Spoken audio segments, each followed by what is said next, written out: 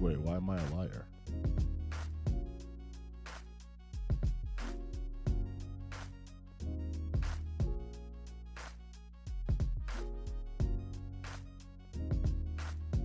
Why am I a liar?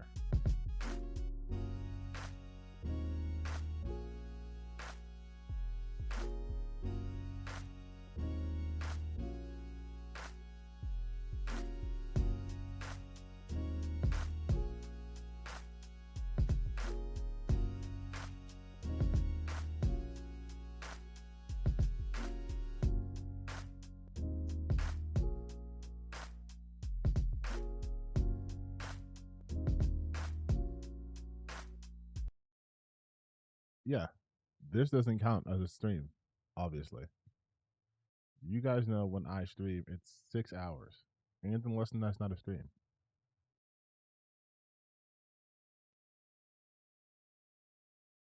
We're not doing a stream right now. We're just doing a test. We're just testing my internet connection. We're doing an internet connection test.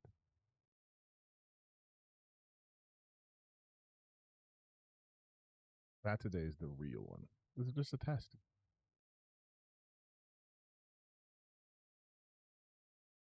Don't be mad.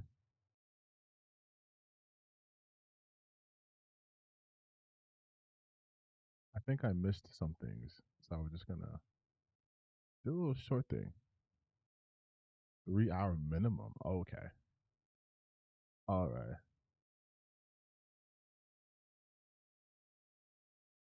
I sound a bit low. It's because I'm not projecting.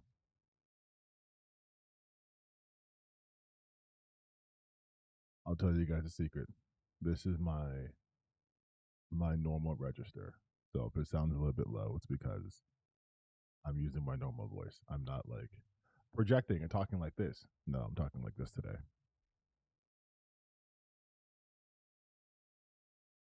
My regular voice.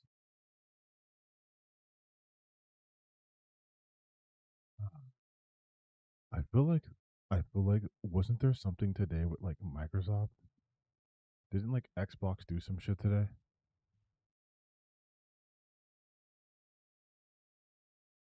Hello, hello, you guys.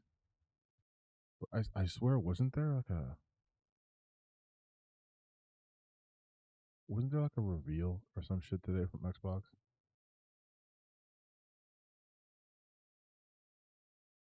Swear to God, I thought that was today. Good morning. Oh no, we're in nighttime. It is nighttime.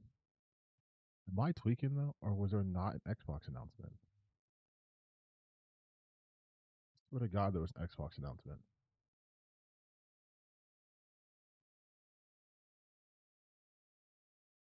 Also a Nintendo, right? A Nintendo Direct. Let's see if you keep cool when you're debunking these grifters. I am I'm a cool cumber actually. I'm very cool with these guys. Not cool with them. Tectone just uploaded another video about Valkyrie. Oh brother, this guy stinks.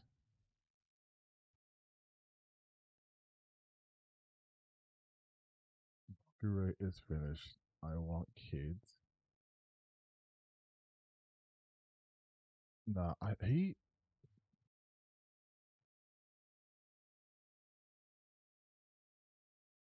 every time I say this, I know people I know people will always bring up the fact that they're the bigger creator, you're the smaller creator, you're clout chasing, you're this, you're that. And I know that. That's always going to be the defense, right? But he's a bad content creator. Like can we just agree on this? He is a bad content creator. Like, and I say this as someone who also does reaction content. His reaction content is some of the laziest shit. Literally, he's talking about Bruce drop him off, and it's a reaction to a reaction to a reaction. He's reacting to Asmongold, reacting to XUC, reacting to like it's so fucking lazy, dude. I can't. I can't. I can't, dude. I don't know what's worse, the take song video games or the enter grifter drama. My mic is low. No, you guys, I'm just not talking loud. Like if I talk like this, then it sounds normal, right?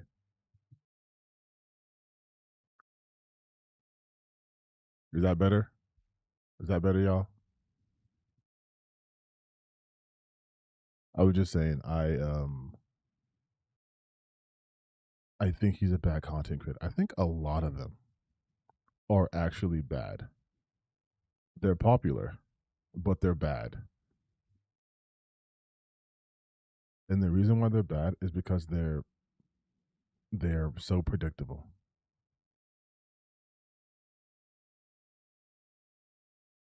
They'll get me on weekdays.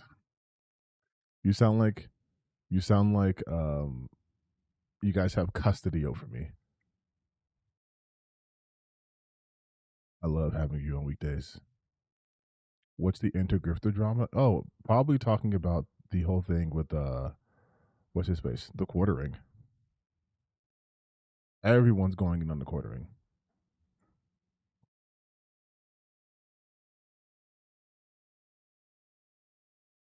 I want to see what's on like my YouTube homepage is so fucking fucked. There's always drama. There's always drama with these people because that's what they live off of. Like reaction content became such a slop. There was a video going around uh, talking about the commentary space and how it kind of is just kind of slop things. And I feel like the commentary space in general kind of does suck. As someone who, let's be real, is also in the commentary space, but I think a lot of the reason why the commentary space sucks is because it's so dominated by like parasocial grievances. because most people are commenting on like, look at what this person said, and it's like, who's this person? Is this a person who is worthy of, fucking being as in newsworthy, or is it just like everyone's talking about this one person, so everyone's talking about it? I just remember one of I first started watching YouTubers. It used to be this way. You used to be a lot more well put together, not as bad as now.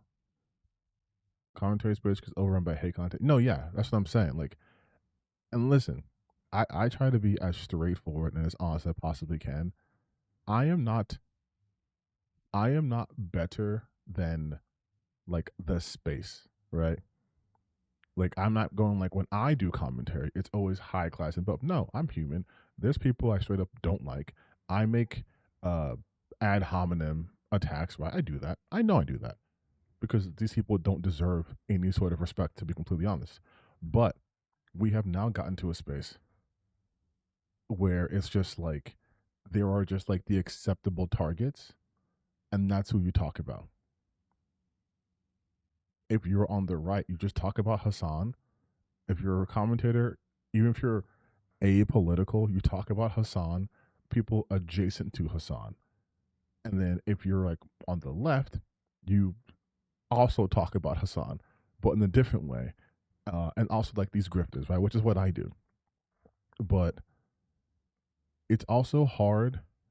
It's also hard for me to, I guess, not be biased in this, but because I feel like there is such an obvious distinction when you're covering a topic where it's like, I am trying to, like, okay, so the whole shit with Anita Sarkeesian, right? I am getting, which is expected, but such dumbassery in the comment section. And I'm like, how can there ever be a point where there's validity to both sides? Anita Sarkeesian came out like 14 years ago. And her impact, they try to oversell her impact. Her impact has been minimal. It's been minimal. But they act as if Anita Sarkeesian was moving so fierce that every single gaming company has been forever shifted from ever having success. Cheer up, King. No, my team lost because some bullshit refereeing. I can never recover. I'm so mad. But like, people are going insane. Yes, exactly. Anita Sarkeesian had 6 credits in like the past decade, and that's their boogeyman. And when you point that out, it's what is the response like? Here's just some dumbass I saw, which I'm gonna put in my blast because, like I said, I'm not in a good mood. Maybe this will help. Maybe this will help. So this is the comment I got. The obsession with Anita is simply a reaction to her obsession with injecting her activism in games. The only reason she's still relevant is because she's still involved with them. Nice strong man. Consultation isn't the issue. Activists in consultation is, and he is an activist. The real reason you're upset is because your political bias aligns with these activists and gamers are rejecting them. It keeps capitalizing the A in activists. And I said, explain the political bias and slay the spire right now.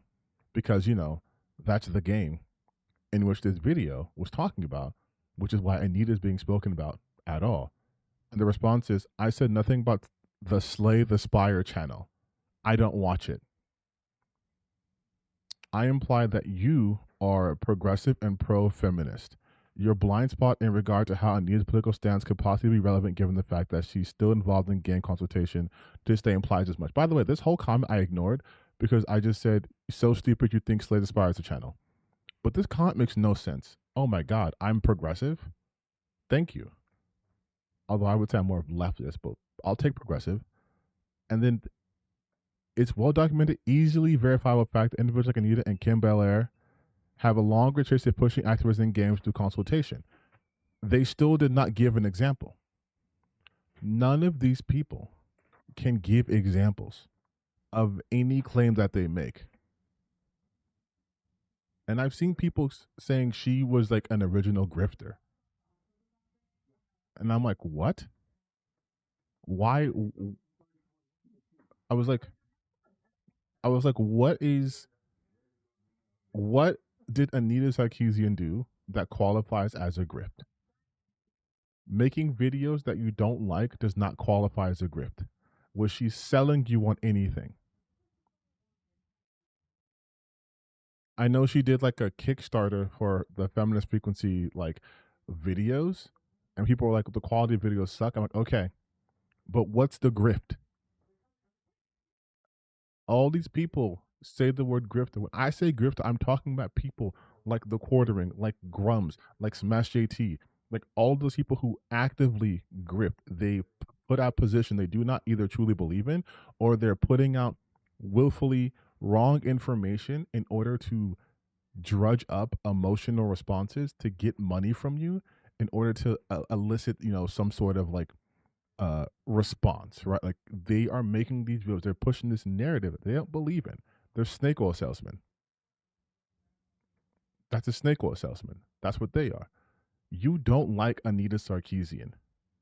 Okay. Well, how does that make her a grifter? Everyone goes like, "Oh, nice ad hominem, nice ad hominem," because everyone's so fucking stupid. I'm not messing when I tell you guys like there is a huge fucking stupidity crisis, or not even crisis, an epidemic where the dumbest people are the loudest.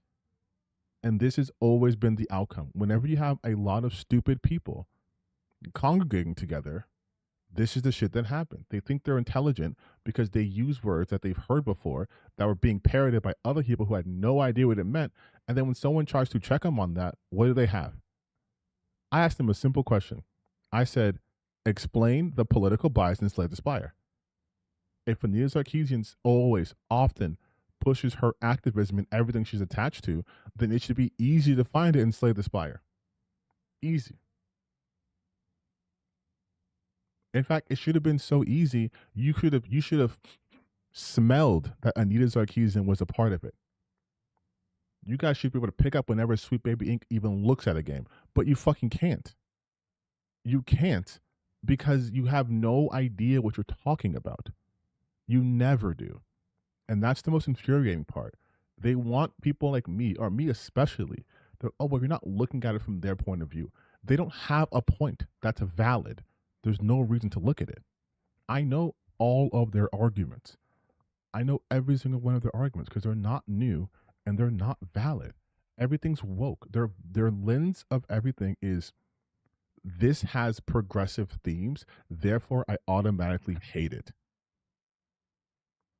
They know they just want to ruin the world so no longer means anything. Kind of like they keep trying to do with racism, but they fail because they just expose themselves as racist. Exactly. Fucking writers heard the grifter yesterday and using context without. It's like that video I did on Wagner Knows Why, right? Where he just kept saying quintessential, like he just heard that word for the first time ever. That's how they operate. It's it's the same story to the point where I put this on my community post, but I promise you that mixtape game, I promise you the next 24 hours, you're gonna see people talking about, oh, this is woke, this is BS, it's a woke slop game. X consultant agency worked on it. And the reason why they don't like it, simply because it's getting good reviews. It's getting good reviews and it's not a game from the East.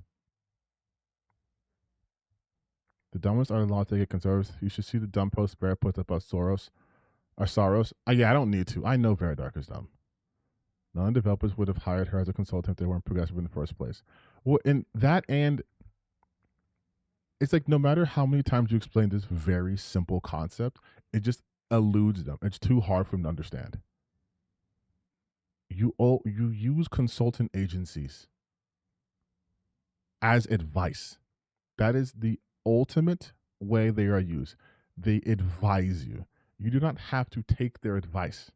You pay them. You say, hey, hey, TTBN Incorporated, you guys are a consulting agency for tall black people. We have a tall black character. Is this reading correctly? Does this sound like something a tall black character would do? And then I go, no, that sounds a bit too fake. That's a bit too artificial. Or a better example, even though they didn't, I don't think they hired a consulting agency. Grand Theft Auto 5, I've mentioned this before. When you have a bunch of British people, Rockstar North in like London, writing about Black American culture, and they're calling each other lads. And so, like, I believe it was like Franklin and Lamar, those voice actors, were like, we don't say lads. Like, if we're from LA, we out in these streets in LA. I'm not saying my lad. I'm saying my nigga. These niggas is tripping.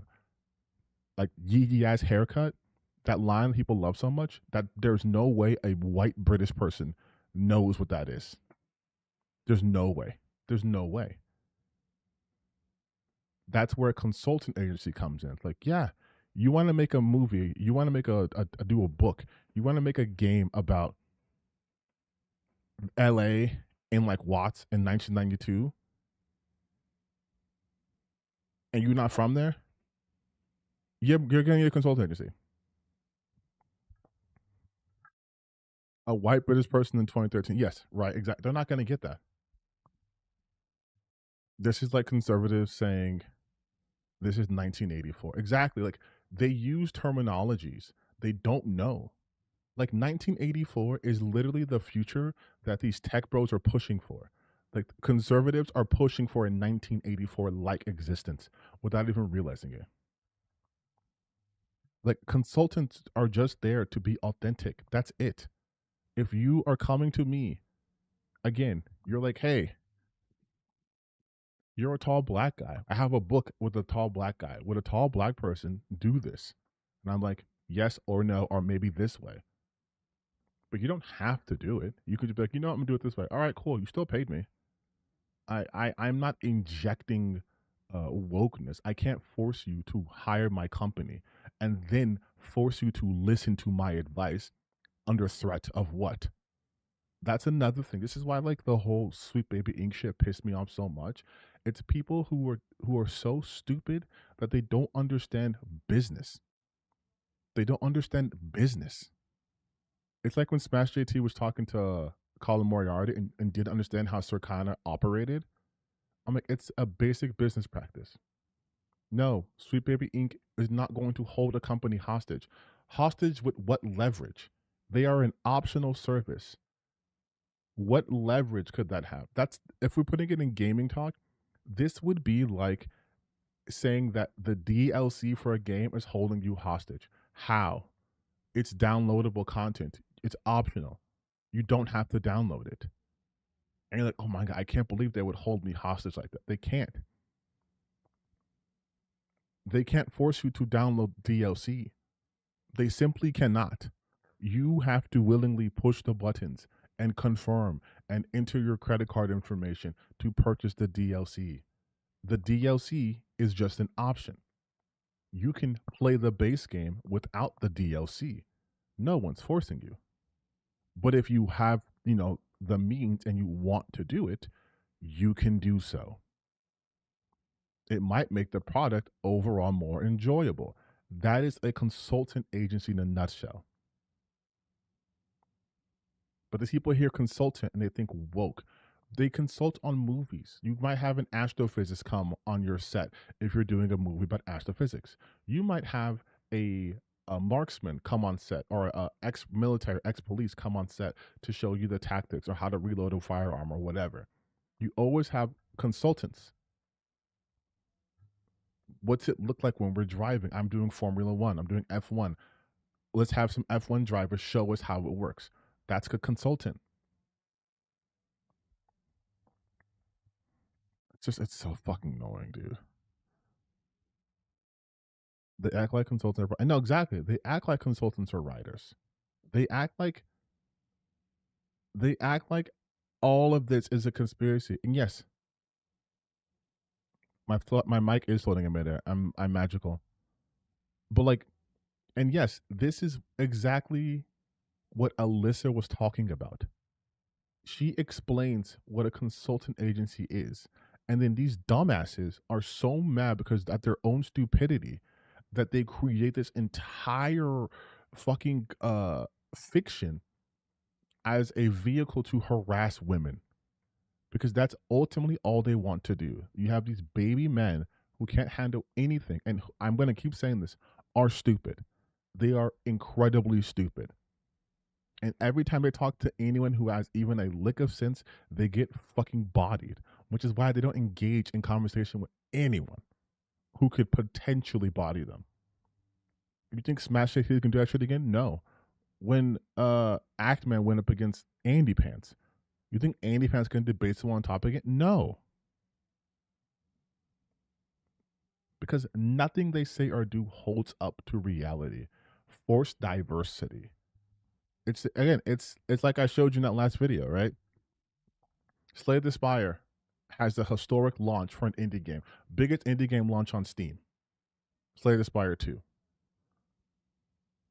Sold over 3 million in 1 week, made over $100 million in revenue.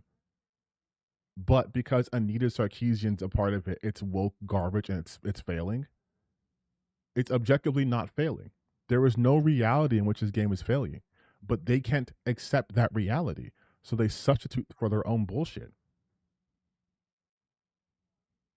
And then it's the same people, right? Like I showed you in my last video, which you guys are watching, so thank you for that, where Lady Deccan and Smash JT were the same people talking about eugenics and how using Chris Chan and other cancer people like Ethan Klein and like Hilla Klein in that game, people were making a big deal out of nothing because the game is fun and good. But now that it's Anita Sarkeesian and it's with Slay the Spire 2, that gets flipped around.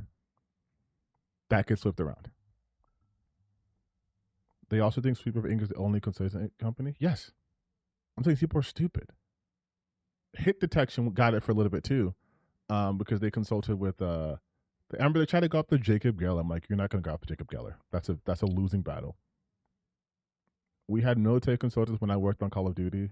Chill guys, they just sat there and played the game. Everyone else, every now and again, he might say something like, "Cause the guns don't load it." Exactly, right? Okay, you have experience in the industry, so then you can let me know if I'm wrong. But they're just there to offer guidance if you want it. They can't hire themselves. Bro, Wagner knows why I killed my brain cells. These people earn bread this way. Absolutely embarrassment. Yeah, it is. Want to see Vera, Yellow Flash, and Doctor Disaster versus the Birdman? That'd be a waste of Birdman's time.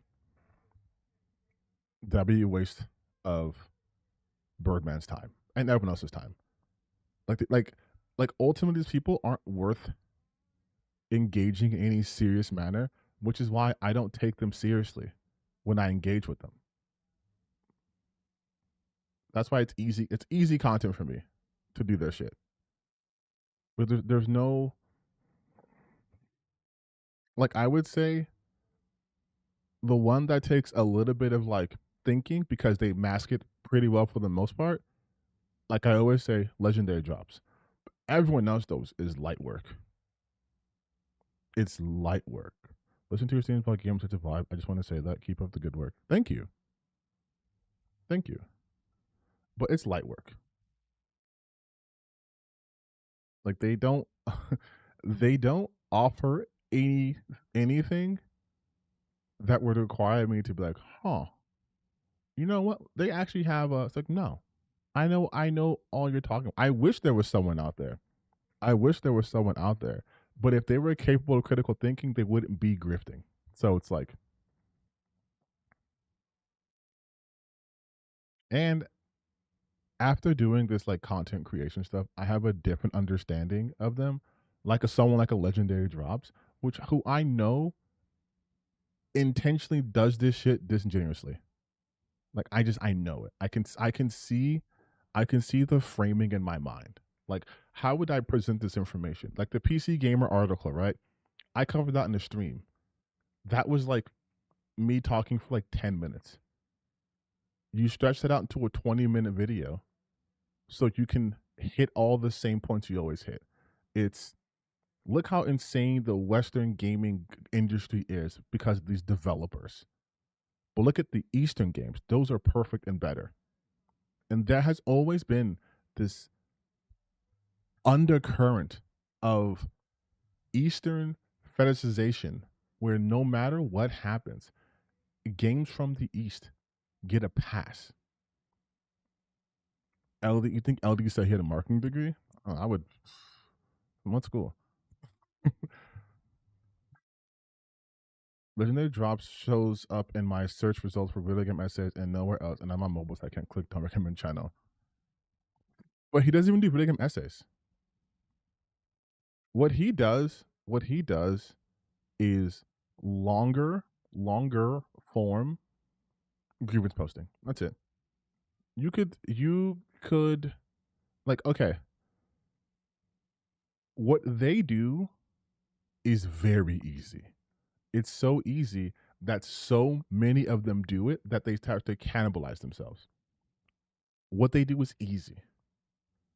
You tap into the gamer mentality of tribalism. It's us versus them. You other things, right? And once you're able to start othering things, whether it's companies, games, geographical locations, you can just start casting aspersions. It's the grass is greener, right? Like, I'm sure there are people in the East Asian countries that the people glaze that have complaints about their games. Like, oh my god, another gotcha game. Oh my god, they're breaking the game. There's too many patches. There's this, and that. But they're living there and experiencing it. People like Legendary Drops aren't. So they can just look and be like, look how much better they have it. There's no woke things there. I'm like, you don't know if there is or isn't because your understanding of wokeness comes from the video game world.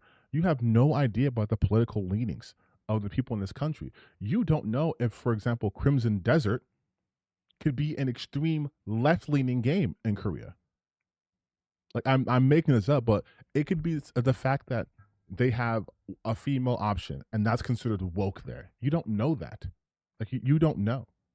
Having a guy with straight black hair who looks more Western, that could be considered to be more left leaning because it's more like diverse than having someone who looks distinctly Korean. Like, they don't know. They don't. But what they do know is they can get lots of money talking about the same four topics they always talk about in just a variety of ways.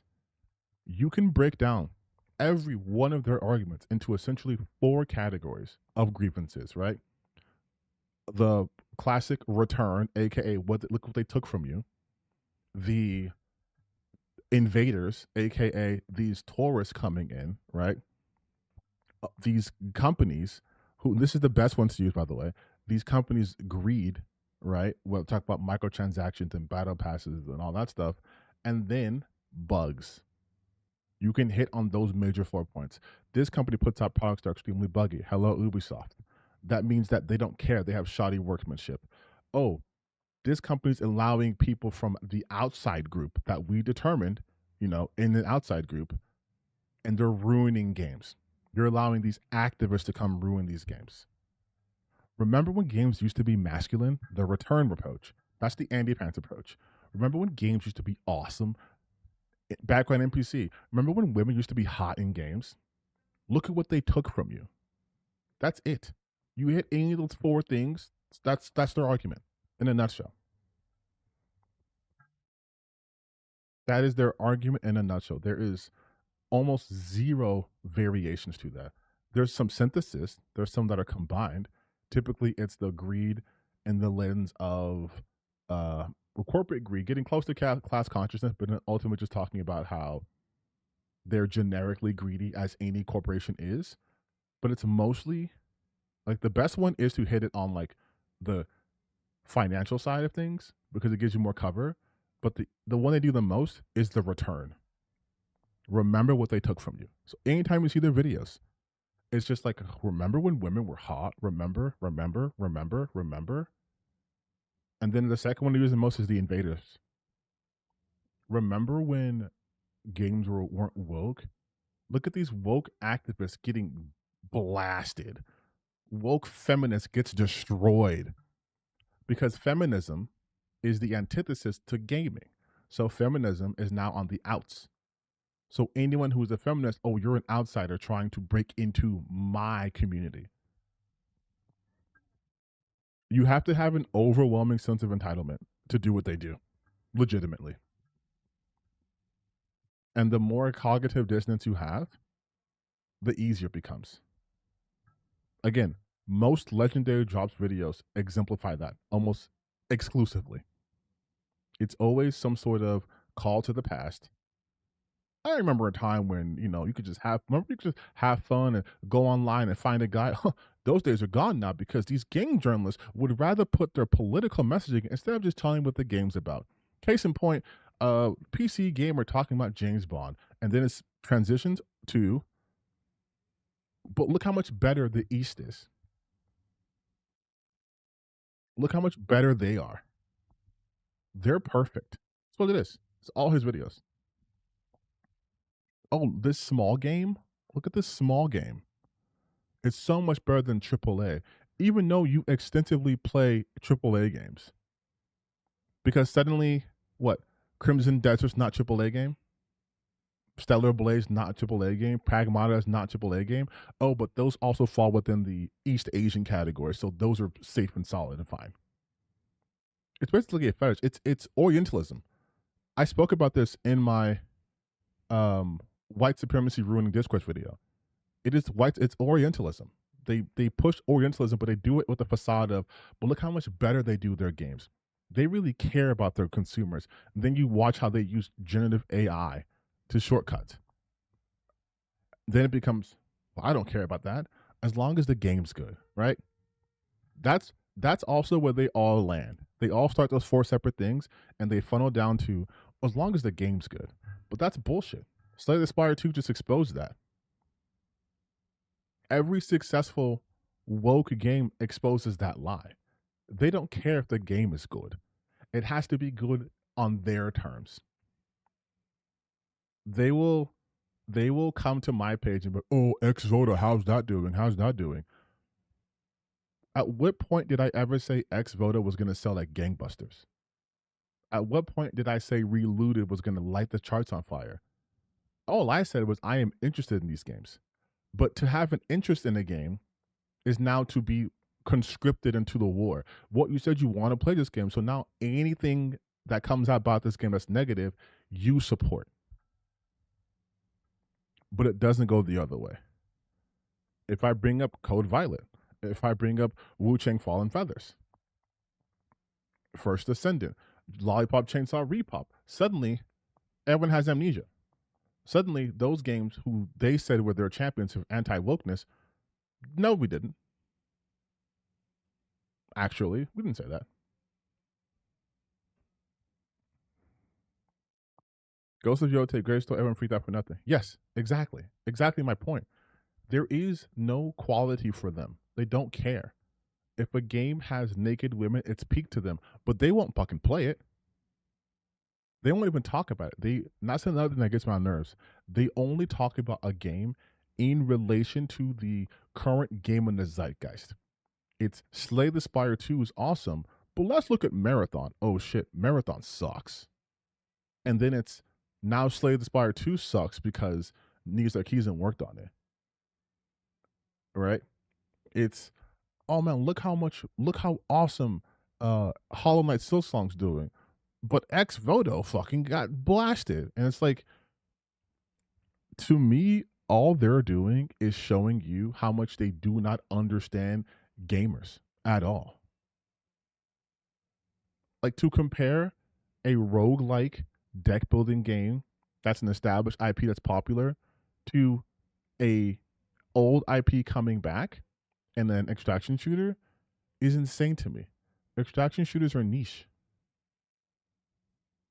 Like, they're niche. They're common because people talk about them a lot, but in the bigger gaming space, they're niche. Like, if I were to make a comparison for, like, oh yeah, look at Stellar Blade. Stellar Blade came out. Yeah, but Stellar Blade didn't sell as much of God of War. And it's like, Well, yeah, of course it didn't. Why would I compare the two? Like, why would you compare the two? But all this is how much a game sells shouldn't have impact on you like it. Yes. Yes. Come on, they're no longer niche. Extraction shooters are niche. You're getting confused with the amount of them out there, but they're super niche. They're not mega popular. Is Helldivers 2 considered an extraction shooter?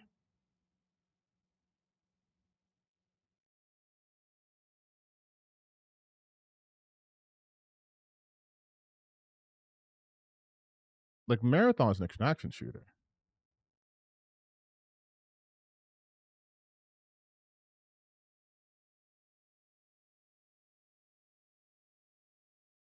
But when we talk about niche, though, right? There can be popular games within that niche. But if you compare them to like mainstream games like first person shooters, like Call of Duty, like those are mainstream games. There's a lot of niche games that come out. Fighting games are niche. People love Tekken and Mortal Kombat has a movie. Street Fighter has a movie. Those are still niche games.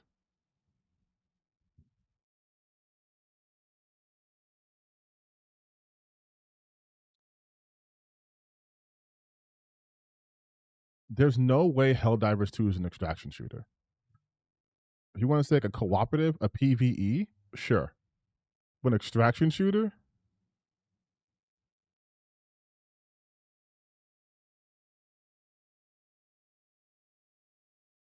I'm not saying it can't be an extraction shooter compared to Call of Duty. Like extraction shooters are extraction shooters. Like Escape from Tarkov. Like those games are niche. Marathon's a niche game. Even if they're popular within that niche, they're still niche. A big game is like it's like Fortnite. Like battle royales. Yes, I didn't say battle royales were niche though. I'm getting too caught up with this one person, but yes, you just act like Codevite exists because it contracts. Yeah, exactly. Because in their universe, every bad game was woke, and then when a bad game comes out that's not woke, look what they did. Look what they did to Splitgate. Right? Do you guys remember Splitgate? What happened with that game? Because if you don't, I can briefly go over Splitgate 2.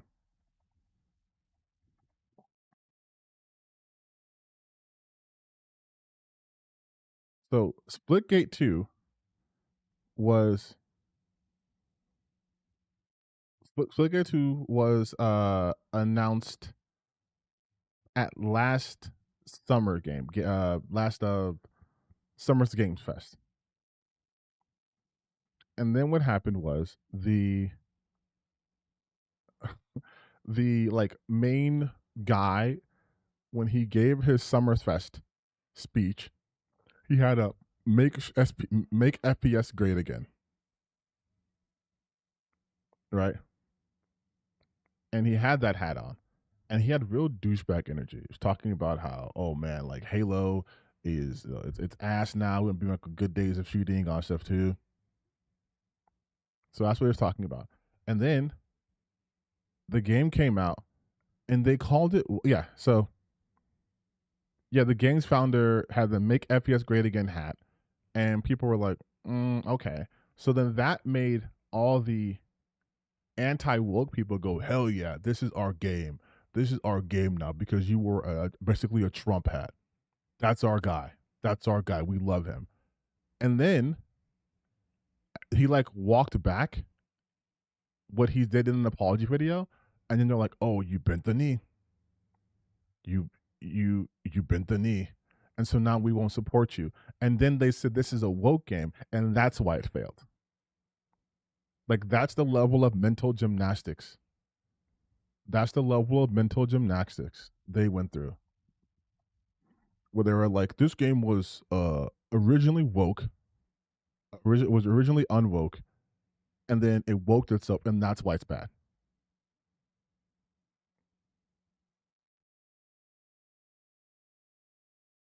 And then it unlaunched itself. It launched and then unlaunched.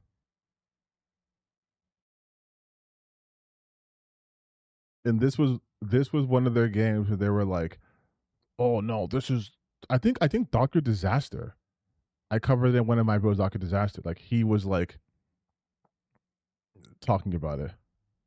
Slay Spire 2 revives Gamergate. Bro, Gamergate's never left. But that's what happened. They were literally championing this game as anti woke. And then it became woke.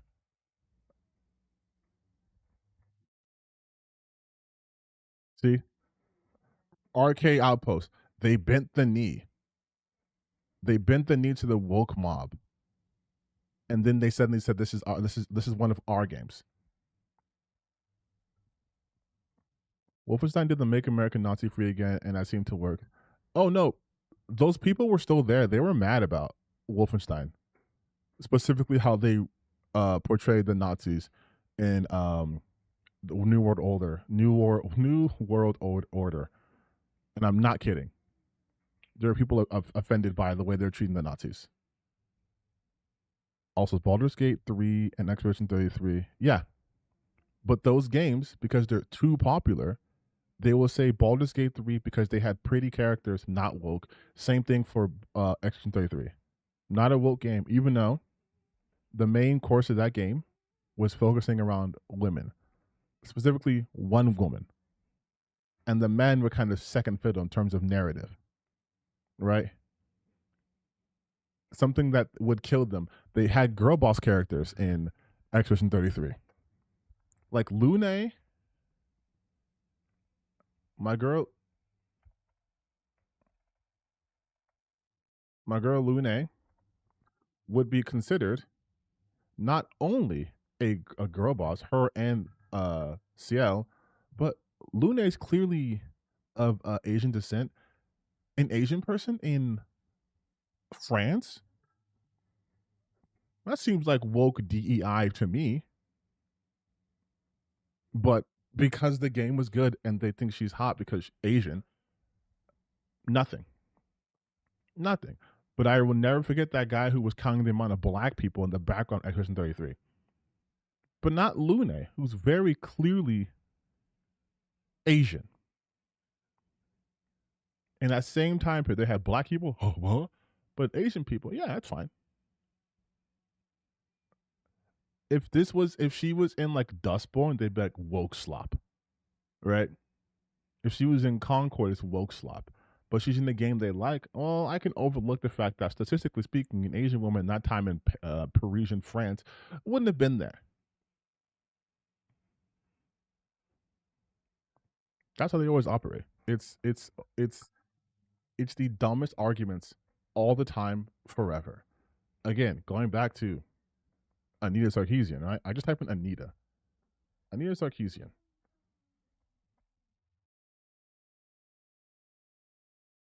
and it's Anita Sarkeesian's game consulting on Slaves by 2 leads to major backlash, scores tank on Steam. She's back. Anita Sarkeesian's insidious gaming industry connections exposed. They keep saying exposed as if as if her name wasn't in the credits for like 2 months already. As if she hadn't been working with Devolver Digital. They all think they exposed. It's so stupid. It's so incredibly stupid. Femcells are taking over gaming. Femcells ruining gaming. Everything. That's the thing I love too. Everything ruins gaming for them. Women though. If you type in women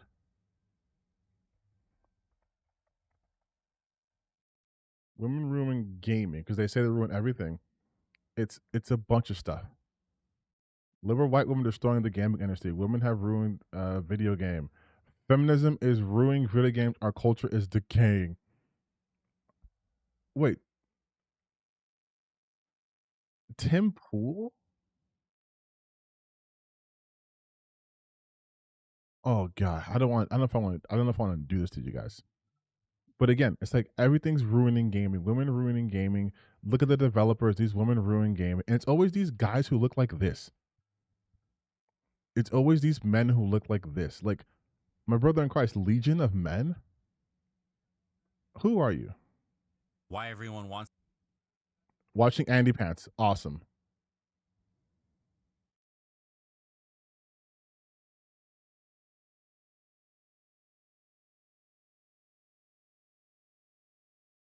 They ruin everything they touch. They ruin comics too. They ruin games, music, paintings, relationships, and family. Women put woke into gaming. Millennial women being out in positions of successful companies for no other reason than being a woman destroyed American culture. Like, you see how, like, everything these losers are, all their things are centered around grievances, imaginary slights. Women ruin gaming because, I don't know, man. I'm getting old now. I don't have time to sit and play a game for 50 hours. That's women's fault. Oh, microtransactions. That's women's fault. Hey, there was emails between Jeffrey Epstein and like Bobby Kotick. It's women's fault though. The dark truth about forced feminism, like even his audience didn't even tap into this. What's his thing about women in games? Like what's this take? Honestly, I think there's a bit too much of an obsession for gamers needing female characters to be as hot as possible. I'm gonna give you a really hot take. Both sides of this argument are wrong. You have people that are a centrist over position. on the complete opposite side that are like, all women need to be half naked or fully naked if we could. They need to be super hot and that's all we ever want to see and that's it. And then you have other people on the other side that apparently believe that all women are ugly and that's how all women need to be represented in games. Okay, and so all do you women see? need to be fat in games and Do you see how that's not the same argument? Like, I tell you, he highlights everything I say perfectly all the time. That is not the same argument. He said one side thinks that all women needs to be naked or half naked, which we have seen that is basically true. We have seen that. Like, that's not even hyperbole. But then he says the other side thinks all women are ugly and needs to be fat. First off, equating fatness to being unattractive. Secondly, he goes immediately for looks. The first part, he just said their bodies, right? Like looks. To be as hot as possible. I'm going to give you a really hot take. Both sides of this argument are. So you have the, oh, look at me, I'm a centrist position, right? Again, he thinks he's apolitical. So he wants to both sides it. But then you can hear his bias. Wrong. You have people that are over on the complete opposite side that are like, all women need to be half naked or fully naked if we could. I don't know why naked's censored, by the way. They need to be super hot, and that's all we ever want to see, and that's it. And then you have... That's it. That's his whole thing on that side. And now the opposite side. Other people on the other side that apparently believe that all women are ugly.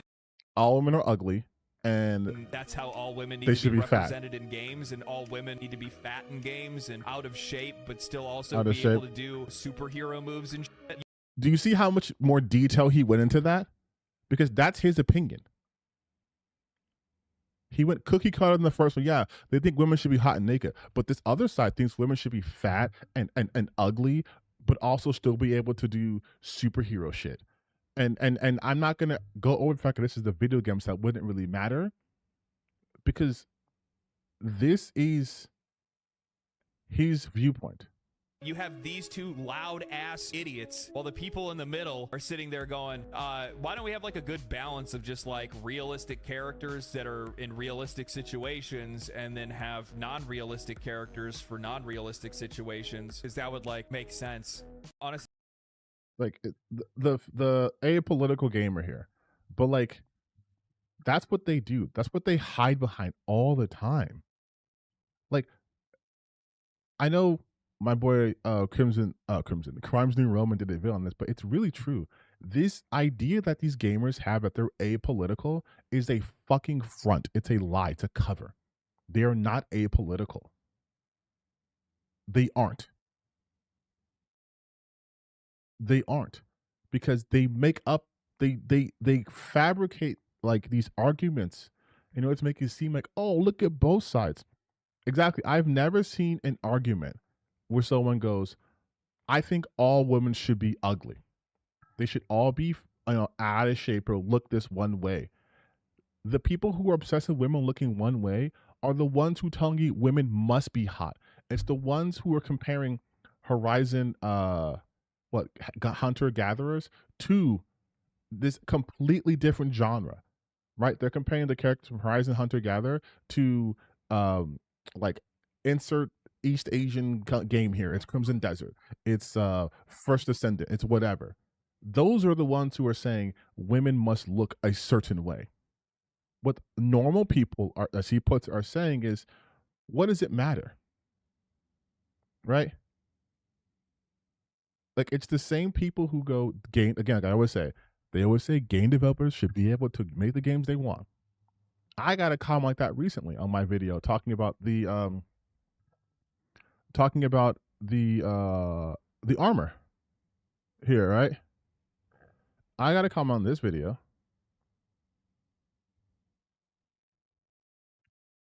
where they said that well, they said, because I responded to it, so I should use you to find it. But yes, I believe in artistic freedom. If you want to make your game characters wear skimpy outfits, you have the right to do so. Just like you have the right to cover their body in any way you want. You criticizing what a creator can do with his or her creation is no different than those anti-woke grifters criticizing game movies just because they don't like the characters how they look, right? This is the same thing. You can't say this. I'm not saying this person is like that, but and this is the example I'm using. Not this person though, just the words. But you can't say this and then in the next breath be like, but you need to make characters look hot by my standards. They only use the argument one way. If you flip this on them, they'll completely ignore it. But also, I told them, like, this isn't about artistic freedom. It's about, I'm saying the obvious Gunnar appealing fit looks boring and generic, especially compared to other armor sets that fit the overall art direction. What you're saying amounts to no one can have an opinion on this because this is what the devs did, which is an absolutely horrendous take. Which it is true, right? Like, it's true. But these people, the legendary Dropses, the TTs, the Vera Darks, what have you, they are simply incapable of engaging in anything in good faith. They cannot engage on anything in good faith.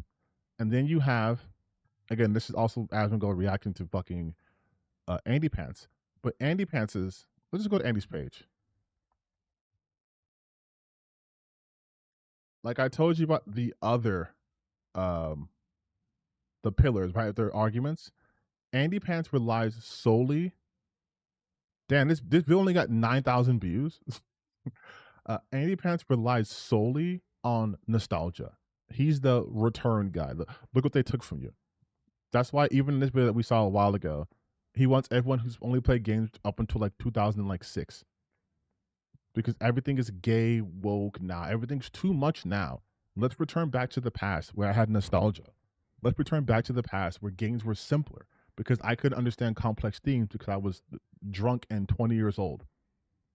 Like that is what his entire output is. These are all still grievance based, but he is doing the weaponized nostalgia grievance. Then you have people like Vera Dark, right? What Vera Dark does is still grievance posting. These are, again, all of these people I'm showing you are all doing this based off grievances. But she is weaponizing fear of other. That's why everything here is an attack on someone's identity, whether it's explicit or not, right? Modern live service slop. By using the term modern in their vernacular, they're already queuing you up that the modern gamers, the out group, are once again trying to force their way into the in group, which is us regular hardcore gamers. So that's the title. Saros dunked on for LGBT story and anti-male narrative, right? Biological girls only esport event causes activist meltdown. So activists. And by biological girls, you know what the story is going to be about. Again, modern slop Horizon Hunters gathering news roasted. That's not even newsworthy. That's not even newsworthy. Like the fact, but again, her output, and same thing as Smash JTs and the Yellow Flashes and all those people fall under this umbrella. It is weaponizing of other by identity. That's their grievances. If you're black, if you're queer, hell, even if you're a woman, and there's all women, even if you're a woman, those are enough. That's where their grievances lay. right? That's them. Those are two more popular versions of these grievance posting that these guys do. Live games, service games are a scourge, though. True, that could be true, right? But why phrase it like that, right? Modern live service, as if there's like an old school live service that they liked. No, they're throwing keywords together. Woke affiliate devs wrecked. Lesbian night game devs wipe forums in criticism. Like, you're not gonna lie, I like the way you're analyzing people right now. Yeah, I'm trying to put you guys on game. So like, this is where all of their stuff comes from. It's grievance posting under one of the big fours. It's the Andy Pantses, the Return. It's the Vera Darks and her ilk, where it's weaponizing of other. And because, and you'll notice too, and then you of course have legendary drops. And legendary drops, he kind of splits it between the weaponizing of others. He's still grievance postings though, right? But what he does is he does it at a more succinct level. But all of his stuff, don't get it wrong, is grievance posting. Even if he's talking positively about a game, he will only do it if it's in service of shitting on another game. And just by obviously these clickbait ass titles alone, but it's always there's a through line of anger here too. It's resentment. It's this feeling of being slighted. Like, he's angry at the AAA gaming industry, but he can't really articulate why he's angry. He has a general anger. And now that he knows that just blaming on everything other than the real issues will generate lots of views for him, he will never talk about the real issues. So he can constantly be aggrieved. That's it. Grievance is the baseline. Exactly. That is where all these people come from. They are aggrieved. Whether it's a real slight or most often not an imaginary slight, they are aggrieved. These are all insecure people. All of them. All of them who do that shit. Asmongold, same way. Tectone, same way. All these people are insecure. And they have all these grievances, and they lash out at the world. There's no, and it could be like, even our boy Wagner knows why, right? This is still grievance posting. He's weaponizing identity.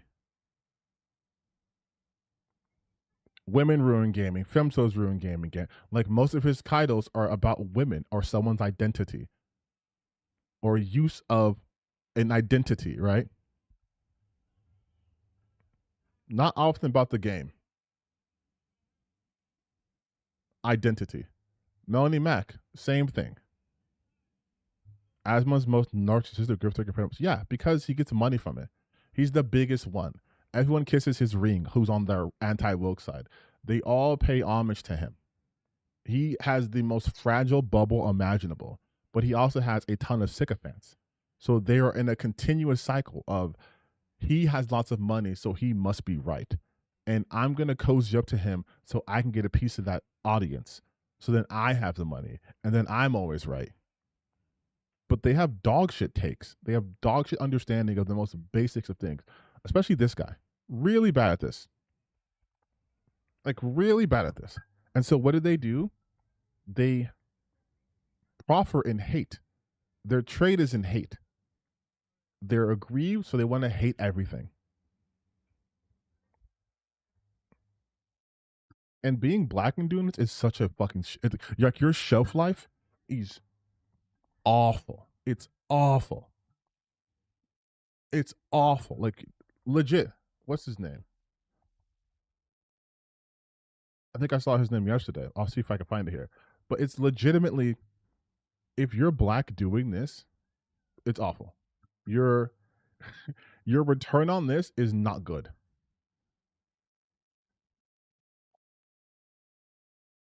Because if everyone is grievance posting, then they're going to find the biggest people who grievance post. That's it. That's it. And the people who are doing all this grievance posting have made it very clear they do not like your identity as a black person.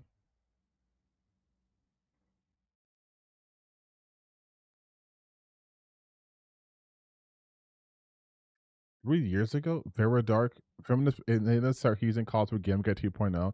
I guess her bank account is empty. Damn, she's always been a hater on women, huh?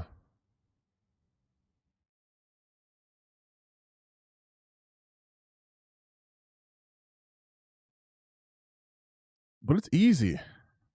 Same account. Yeah, exactly. It's easy. Everything that they do is just a grievance. And once they can find a target, it's Anita, it's Brie Larson, it's oh my god, it's Rachel Ziegler. Forever. Jim Quisition slotted, yeah. But like you can't even Tom Dark Life. You can't even find this level of hate for Jack Thompson. Now, Jack Thompson,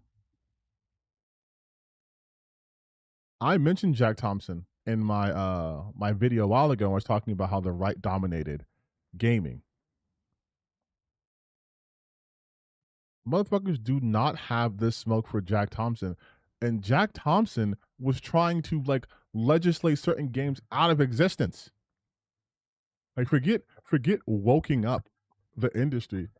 This motherfucker tried to sue Grand Theft Auto. He was like video game bad. These games bad. They're making people like he was the person who was basically trying to push the whole video games make you violent. Like he did way more than Anita Sarkeesian.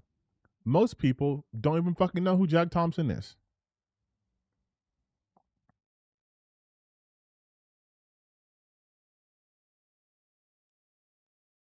Wait, Vera Dark was on live stream with someone who did blackface last Halloween?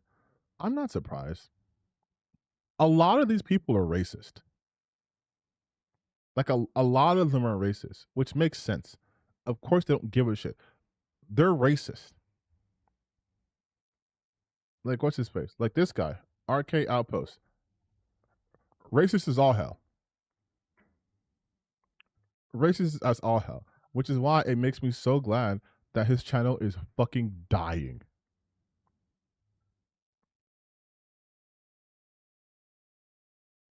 But yeah, super racist.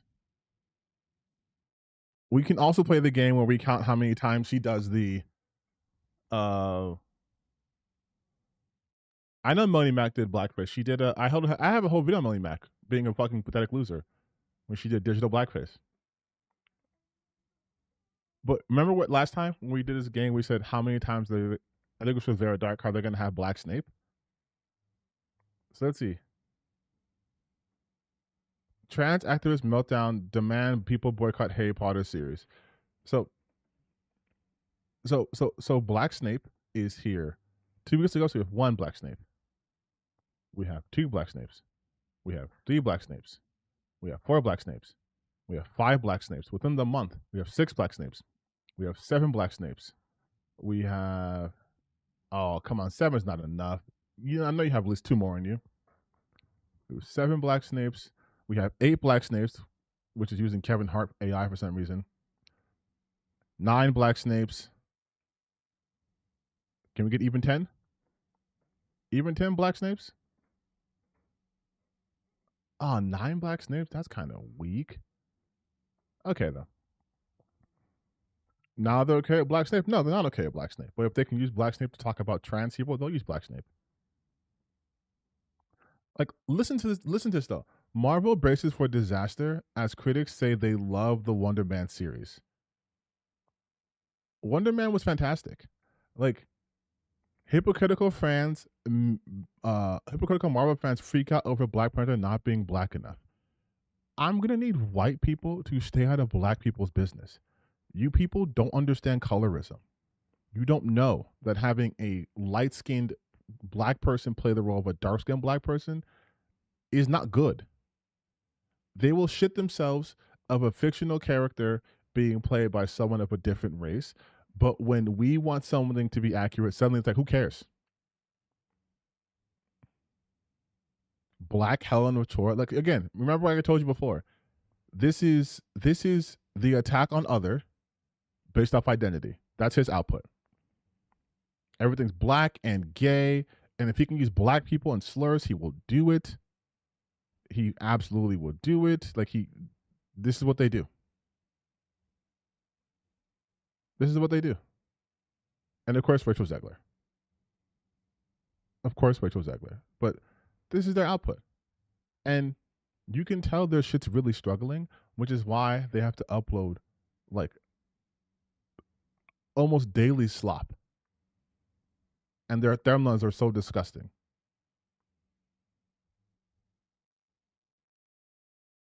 But these are fucking disgusting. Yeah, I know there's colorism, but I'm sure shit don't even know to begin to understand it works. Right. Like, and then what they will do is they will take someone. Oh, holy shit. Australia's Gods of Egypt, though. Exactly. We, like, okay, I'm going to take a break from this and just talk to you guys straight. There's another reason why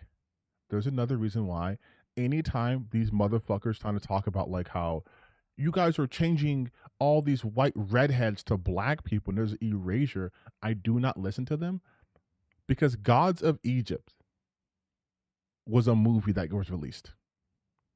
Not in 1998, not in 2008, like 2012. This movie came out. Gods of Egypt, starring basically all white people, came out in 2016. The only black person in Gods of Egypt was Chadwick Boseman. That's it. You didn't hear any of these people talking about, oh my God, they're race swapping people. Oh my God. But when Netflix did that Cleopatra thing, oh, you best believe they're all over that. Suddenly, oh, but they're mythological creatures. That doesn't matter anymore. They're myth. They're myth. They're myth. Oh, but Angry Boda being black, oh my God, let's start an entire movement based off of this thing. Because how dare they take from the Norse? But Gods of Egypt being, this is the cast? Fucking Gerard Butler, Nikolai, Brendan Thwaites, Jeffrey Rush.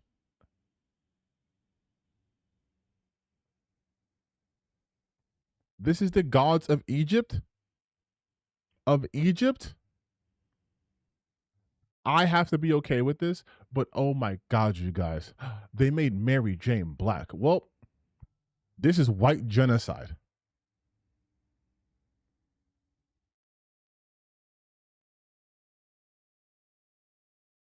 This is white genocide, you guys. Oh, that movie, Arab, Desert Warrior, right? Wait, it came out in 2025?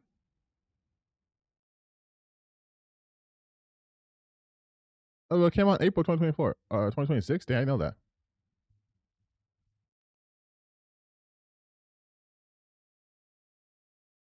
They released this at a bad time. But again, I'm sure they covered. Oh, look at this! Look at this! Look at this! Look at this! Right on cue. Black Captain America stars new movie bombs. Gotta hit all of those markers, right? We gotta make you guys know that we're still grievance posting based off of attacking people on their identity. You can't just be Anthony Mackie. I have to tie this to the MCU also. So it's Black Captain America, not just Captain America. It's Black Captain America's movie bombs. Hey, didn't let me see something. There was a movie called The Gray Man, right? Is he gonna talk about that? The Gray Man didn't do well. Chris Evans silent about Lightyear after it flops, but has time to virtue signaling from Marvel. How come he didn't talk about Chris Evans being white, or ex Captain America, or anything like that? Interesting how that works. It's Black Captain America's movies bombs. But then it's just Chris Evans. He didn't even say his name, Anthony Mackie, by the way. Didn't mention his name at all. The full title is Black Captain America stars, new movie bombs, Desert Warrior, one of the biggest flops in history. Nothing about just saying Anthony Mackie. Weird. All he posts about is Marvel, but his views are fucking terrible. I do love doing it. I know Eric Debunks does this too. He looks at their stuff, but it's just fun. Like Geeks and Gamers, I know their shit was tanking.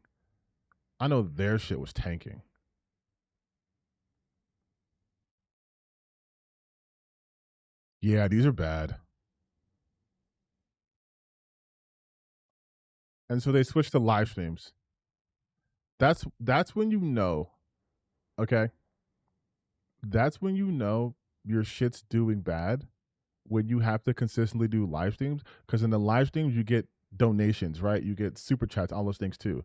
But after main videos, it's like 11K. And it's so low effort. Like 7 minutes, 10 minutes, 15 minutes, PlayStation really fucked up, and that's it. MegaCon panel 2026 with Critical Drinker, Nerdrotic, and Eric July. Oh my god, I do want to see this. I love the things like this because I just want to see their audience. I just want to see the importance of pop culture.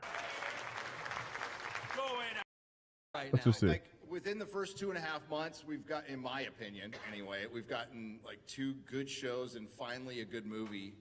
First movie I've seen this year. No, I saw The Bride. Never mind, but we forget about that. No, I think well, I've got some news on that one. I got news for you. No, I think we're in a good space. I don't think, I mean, if anybody thinks they're going to be like MAGA studios or anything like that, that's never going to happen. But if we achieve balance, which is the whole thing we've been asking for. No, it's not. Just so we can enjoy escapism when life is hard, a dad dies, or you just had a bad day at work. That was Charlie Kirk, by the way. That was a Charlie Kirk thing. I love this. I wonder what kind of shit Eric July is going to get. Let's see what Eric July gets. Most replayed. What's most replayed? Kingdoms, Project Hail Mary. These are good projects. They are great pieces of art that are a lot of fun. And I think this is the opportunity to show people these are the things that we enjoy. These are the things that we want. And if you produce more stuff like this, we will 100% support it. Because that's what pop culture is about. It's about showing the love for things that you actually appreciate. Yeah, well said. And speaking of things that people support, what's up, Ripa? What up? I love the token black, by the way. I love that so much. I love he's the one good one they allow up there. You mean comic books or black people? Comic books, obviously. Well, it's in my contract. I can't see because of these lights, but I do see my boy MMA Crease King over here, who just hit 500 subscribers! Let's go. Shout out Let's go! Okay, this is obviously lame shit. Appreciate all the making stuff available. I'm sorry. I don't care if this comes off mean. If you were going to these conventions to see these people, your life is bad. like your life is bad.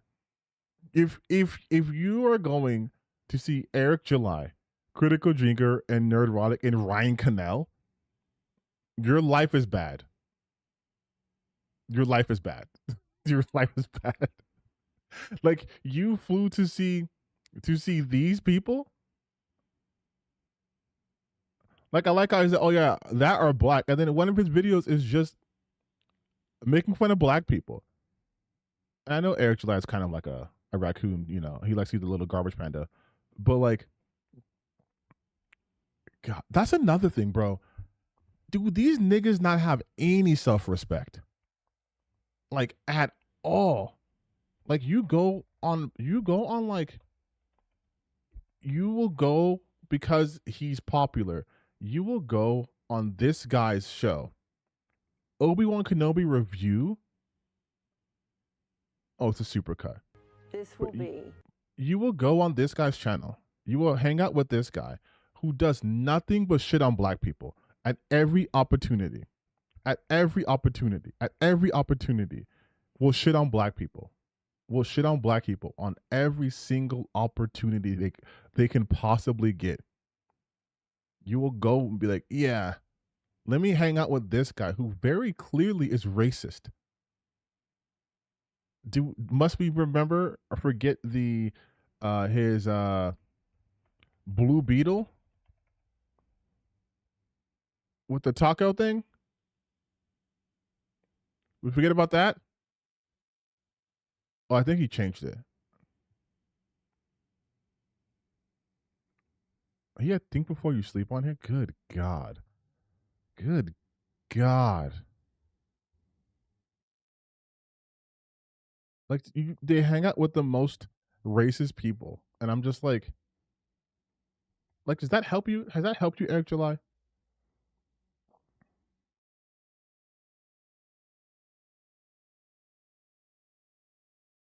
Guys, ain't that complicated.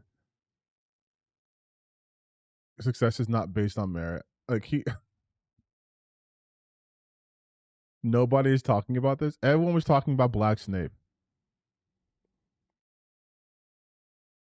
Yeah, it's just like,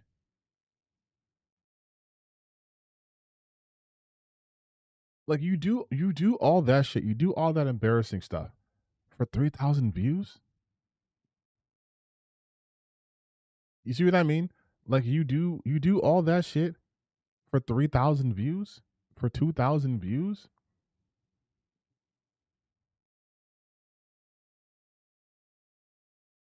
Like, buddy, you have 483,000 subscribers, and you're doing this shit. You gotta tap dance to people. I don't understand that, bro. Like,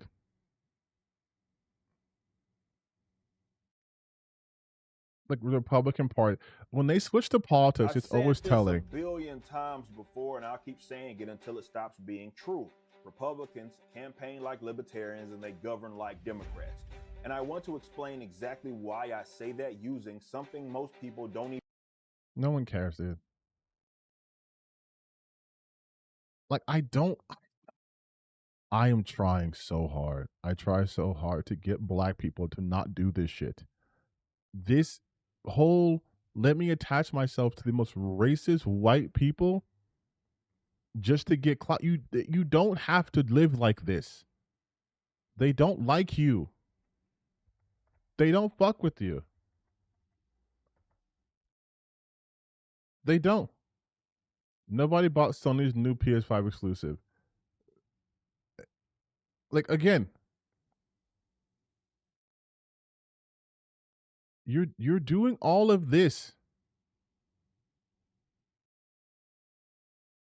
You're doing all of this for what? For what? Nobody bought Sony's new PS5 exclusive.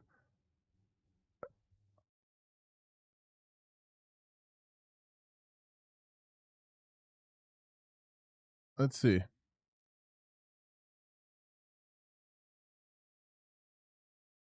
Are you having a laugh? I consent. Those numbers for the game aren't often made public because they hit major milestones. Sony's latest first party PS5 game that officially launched years ago. The 30th, based on information available so far, appear the game has somewhat of a slow start. Game sales for high-profile releases like this typically spike right at the start and tail dramatically, so it's difficult to say that I feel better in Maze. Now, obviously, the game only had a few days on sale, if you include the 40-hour early, but it's still not particularly strong debut. Where are the numbers?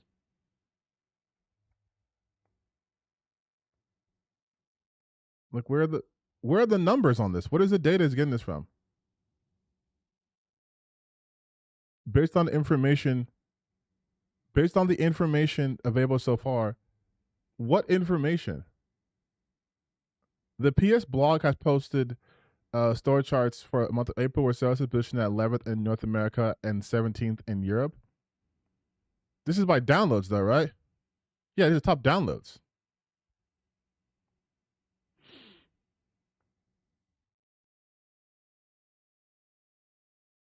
PS5 games.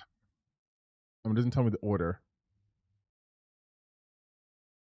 It doesn't tell you the order, right? Am I missing it?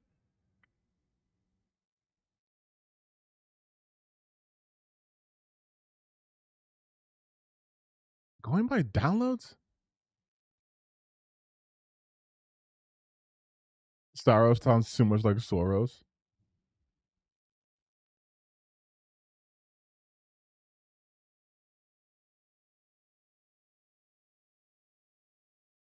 My thoughts are you can't say a game has poor sales based off one day. Exactly, the sales figures. If you guys haven't played Returnal, you should play Returnal.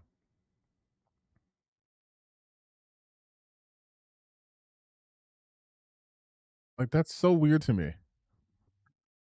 Like, where are the data? The game's only been out for like a week.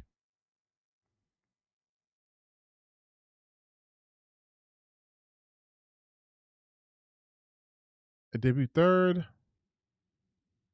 Saurus's launch week sales are reportedly 4 times higher than that of Returnal.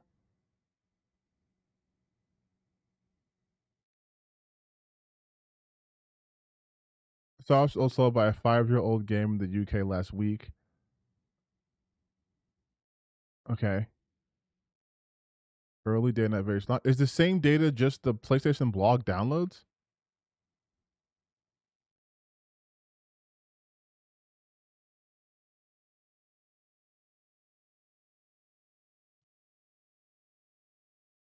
The game is meant to cost 70 million euros to make, so it doesn't need to make huge sales like video games to become a success.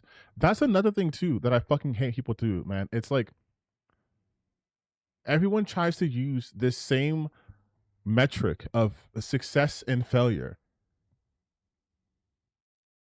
Like this, let's see the insight. Let's see his insight. Major flop. Nobody bought Sony's. Let's see. It's a short video. Soros conversation continues to rage on, and you know, actually no, it's just too lazy. I have standards, okay? I have standards, and my standards are this: if you don't have at the here are my standards for videos, okay? I have a very I just need to say this. There is nothing that tells your audience that you are putting out a slop factory more than having random or just having B-roll footage over your voice and nothing pertinent. I hate that shit so much. That's most of these drama reaction channels, by the way. Well, they'll have them playing like that's like a WestJet video, right? Where they'll have them playing like a random fucking game and then just interslice it with like random shit. Like, let's do I don't know who Sick is, right? But it's like for the unemployed. Sick is in the news cycle, but I didn't do anything past arrest. I mean, it was just recently a jury or oh no, you know, my bad. It wasn't WestJet. It was fuck. It was, who was that other grifter? It was WestJet, and then it was it Sen? Sen Society. Where the fuck his name is? You know what I'm talking about. Like the little, like the leafy. Yeah, Sens. There we go. Sense of Society. Like this shit.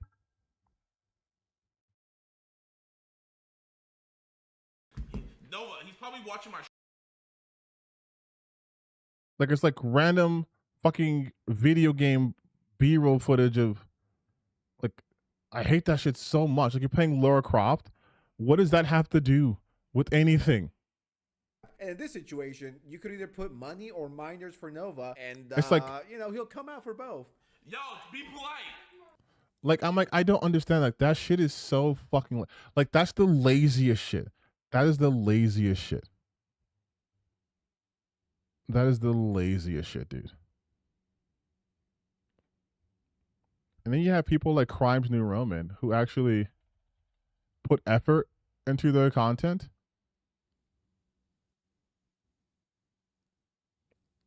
Oh, Nicholas, dude. I should tell him that Nicholas dropped a video on him 9 days ago. Diesel Patches really doesn't like the iDoes Mega Simp. This video triggered the content community. He did 2 videos?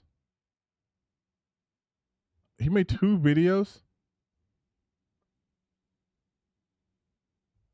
I wonder if no one knows that. God damn. But yeah, like my boy actually puts effort into his shit, right? Like he does editing and all this stuff, which I attempt to edit, but I'm not that good. I'm not that good at editing, I know. But there's effort. And then you have like these fucking slop factories like this motherfucker who is still one of those people who do grievance posting. This may or may not be what the oranges were for. Now he's super obsessed with the quartering, by the way. Still when I get it from Gums, you'll never get it. Solace flops hard. Sony reeling after diversity push fails. So what did we talk about, class? Identity. Attacking others based off of their identity. The grievance posting. Smash JT is also super racist too. Like extremely racist. Supersize her. Sony doubles down on Horizon Hunters Gathering. Why would, like, and this is the shit I hate. They say stupid shit like this. They'll be like, they're doubling down. They're releasing a product. The Horizon IP is extremely successful for Sony. Oh, they're doubling down. They're releasing their product. They're releasing their product. And then because he hates all non-white people, so every video he does on Asha Sharma is Xbox disaster. Even though people are like, wait a minute, she's doing shit we like. Oh, misogyny is built in. I don't have to even say the misogyny. It's built in. And again, these look. He makes his video exposing taxpayer-funded game flopping hard, and then what does he have to do? Ride Asmongold's dick and be like, Asmongold calls out affiliates. I don't understand how grown-ass men, not even just men, let's not be sexist. I don't understand how grown-ass people, you content creators, have to get on your knees and touch his moldy, roach-infested dick and put your mouth on it all the time. All the time. You already did a video on Affiliate, but oh my God, Asmongold blinked, you guys. Let's talk about how great he is. That's the shit that blows my mind. It blows my mind. They will call people like Hassan Orbiters. Like they call me Hassan Orbiter, even though I am nowhere fucking near Hassan. They're like, you're a Hassan Orbiter, you're this, you're that. Meanwhile, Asmongold watches that video. Oh, he's so good.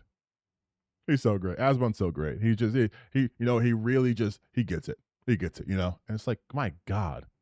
Legendary drops stopping a video to glaze Asmongold. He's one of the best reaction creators ever. Like, good God, dude. Like, again, have some fucking pride. Have some goddamn pride.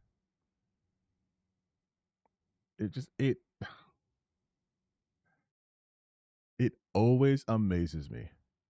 It always amazes me that these people will be the first ones to call people names, call people cucks, call them like weak and sensitive, and yet they are first in line to get on their knees for a person like Asmongold, a person like Trump, right? They're the first to get on their knees, but they say men today are weak because feminism. Bitch, you can't even stand on your own 2 feet.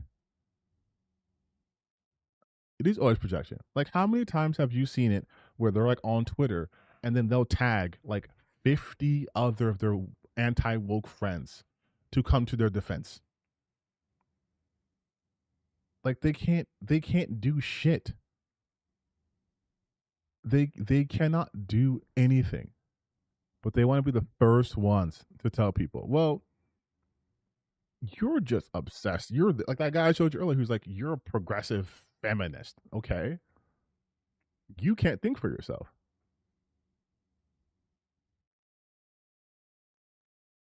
It's like thinking for yourself is forbidden to be there. You have to. It's like, in addition to what I said about the 4 pillars, the 5th one is they can never critique Asmongold. Asmongold and Donald Trump are beyond reproach. They're their gods. Never seen attractive grifter. I mean, fairs. I mean, obviously attraction is, no, fuck it. That's true too. These people focus on people's looks the most, and I'm like, maybe hit up clavicular. Maybe looks maxing actually should be a thing. Like what's his face? Oh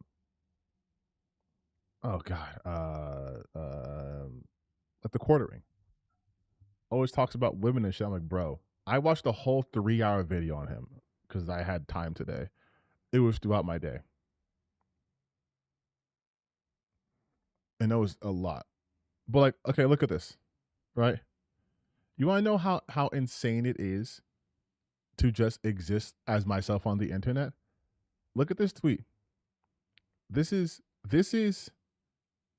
what Dana White says, right? I'm gonna walk you through this person's logic. Takes care of your family.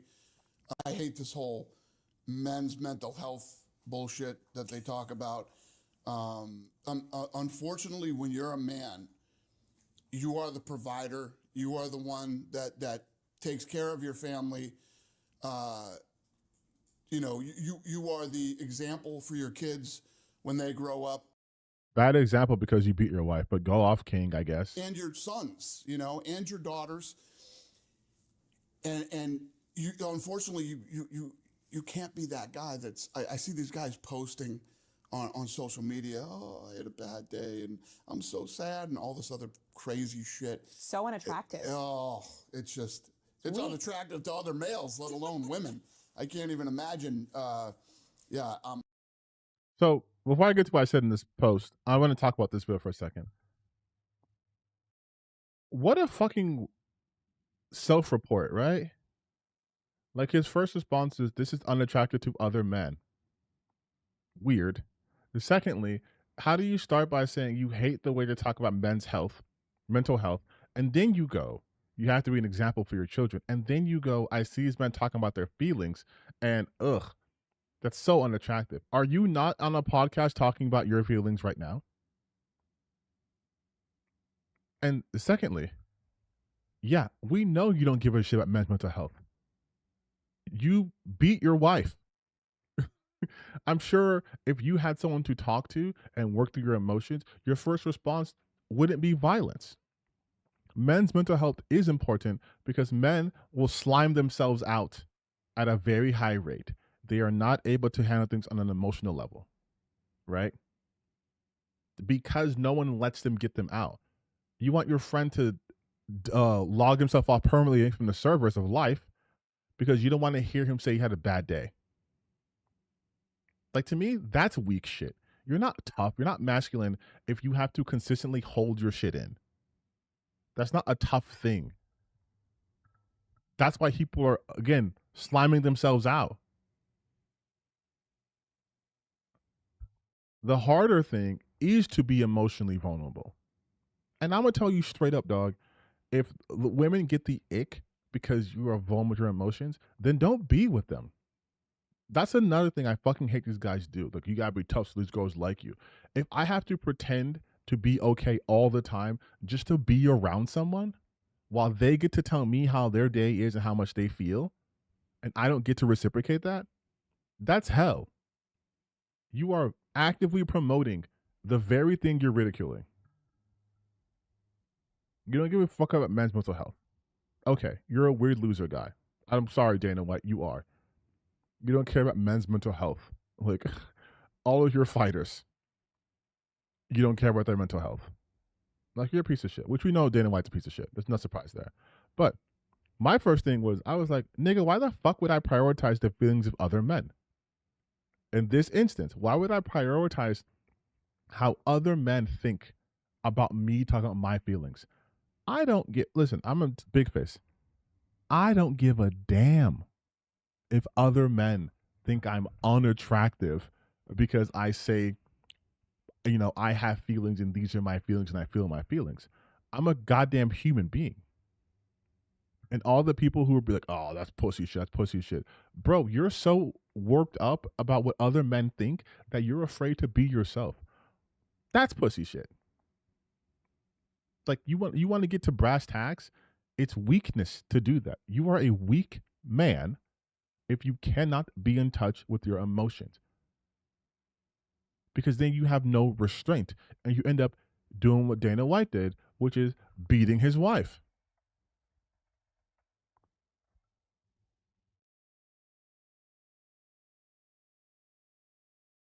Otherwise, you end up on, New Year's Eve when you are having a physical altercation with your wife at a nightclub in Cabo San Lucas,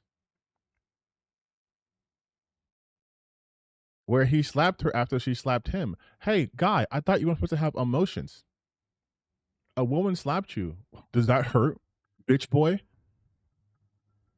You couldn't take it? You couldn't take a woman slapping you? What are you, a bitch? You couldn't handle that? You couldn't take that? You couldn't master your emotions? You couldn't let the physically inferior species just go by? You had to respond? Big tough man. Big tough guy. Big tough guy, right? But you end up like this. You end up like that. You end up like that. So I was talking about, yes, why would I prioritize the feelings of other men? I don't care. These aren't my feelings. Exactly. When you want to know, and the thing is, these guys give advice. So I'll get back to the chat. I just want to finish this part, right? And so me and Gene were talking a little back and forth. Gene's cool. We're friends. We're mutuals. He's fine. And then this person, I was like, he's like, it's because the right thing to do. It's called empathy for other mental health issues. And I was like, I want you to read the tweet again because I wasn't talking about empathy. And like, yeah, if you look, either you be real about your feelings or you typically die early, which is true. And then you have some other response that because that's what a lot of men do for some reason. They only care about how other men look. Big divorce energy. And then you get this. Hamas dog shocker. Because you do it for a pedophile dog abuser. You're a bitch ass nigga. This is always white people doing this. A queer version of low tier God.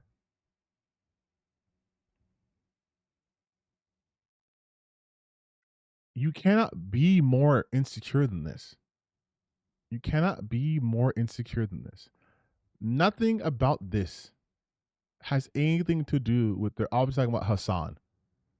But everything with these people operates around Hassan. Me making a statement about why would I prioritize the feelings of other men, and this is completely non-sequitorial answer here. Like, these people are so obsessed with having an enemy that anyone they don't like is somehow attached to Hassan. Me not caring about another man's emotions above my own when it comes to my mental health, how does that then become because you do it for Hassan? What do I do for Hassan Piker? Like, if you want an example of why you should take mental health seriously, and then they always have to go with some sort of homophobic insult. A queer version of low tier God. By the way, the obvious, homophobia there, but then the obvious racism too, right? Because they can only compare black people to other black people. No one can be their own individual. I'm a queer version of low tier God. Why? Because I'm black and also a content creator. That's it. Me and low tier God look nothing the same. We don't have the same content. We don't have anything the same besides being black and talking to a microphone. But that's enough. Because the top of people being extremely insecure and homophobic, they're extremely racist. And I know it's a random person on the internet, but this mentality permeates on the anti-woke side. This lack of caring about men's mental health, this facade of we want dudes to be dudes, but not really. We don't want you guys to be healthy, well-adjusted individuals.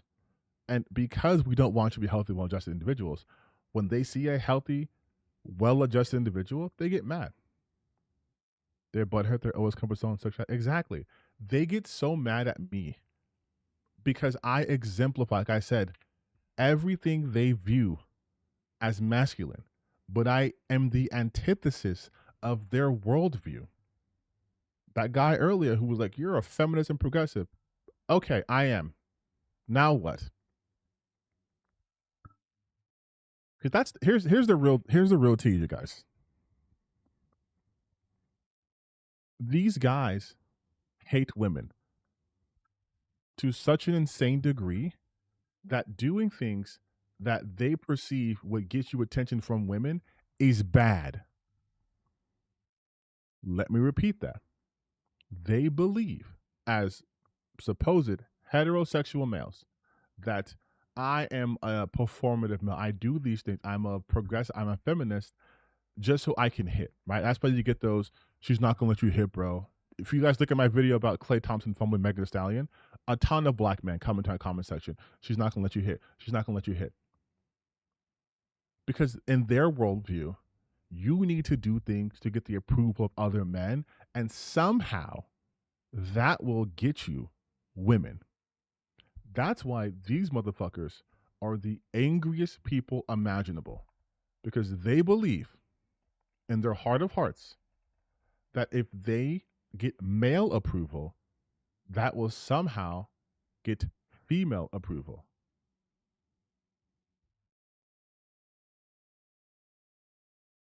Like here. So this is how their brain works. Okay. They say, right. They go, "I'll make this bigger." They go, "If you want to get women, do not do this. Don't talk to women. Don't defend women. Don't look at women. Don't befriend women. Do this. Hang out with the boys. Hustle and grind with boys. Seek approval from the boys. Work out with and for the boys. Get money with the boys.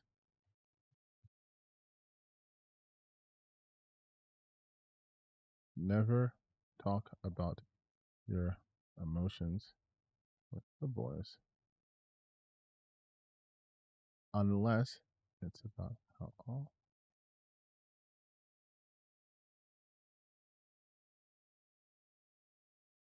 This is their plan.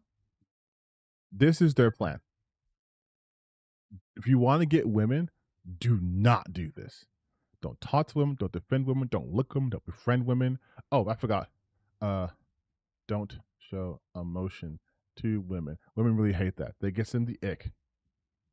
Do this. Hang out with the boys. Hustle and grind with the boys. Seek approval from the boys, sometimes with the boys. Work out with and for the boys. Get money with your boys. Never talk about your emotions with the boys unless it's about how all women are gold diggers. That's it. That's their game plan. They think if you do this and you're big and muscular, you'll get women. And then, next step,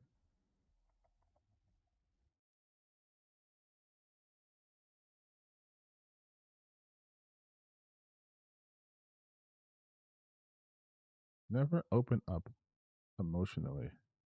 That's gay. Never eat her out. That's weak and submissive therefore gay.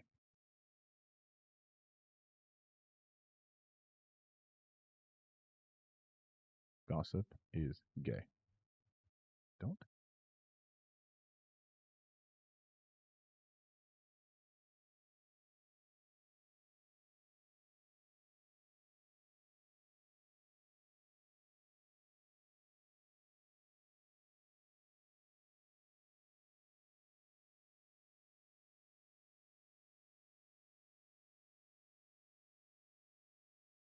There you go. If you, the rare chance that you do get a girl, this is how you keep her. You ready? Never open up emotionally, because that's gay. Don't eat her out. Don't go down on her, because that's submissive and weak and therefore gay. Don't ask her about her day, because gossip is gay. And women only gossip. Don't remember her birthday or, anniversaries or anything, because that's showing that you care, and that's gay. Don't try to get into understand her hobbies. Don't listen to the music she listens to. No, because that's gay. Don't watch TV shows with her, because that's gay. You're spending too much time with a woman. You should be spending more time with the boys. And when you have sex with her, it should be perfunctory, okay? You nut, that's it. Don't be a giving lover. Because that's gay. It's gay. Everything's gay, you guys. This is the secret. Hugging a woman is gay. You know what? Things that aren't alpha plus masculine, gay. Hugging a woman.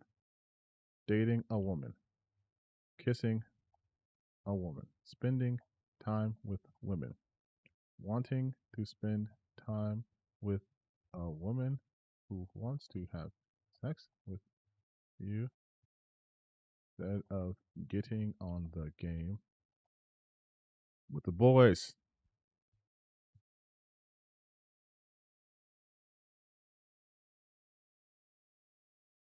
Good hygiene. Just wear Axe body spray.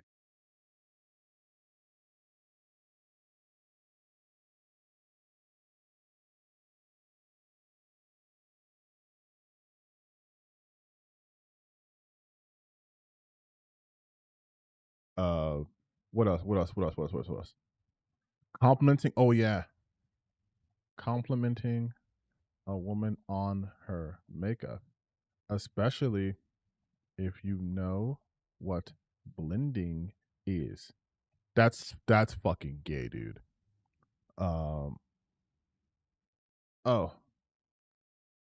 drinking with a straw, eating a banana, or really fruits in general, because that's woman food. Having a salad, drinking water, any kind of skincare.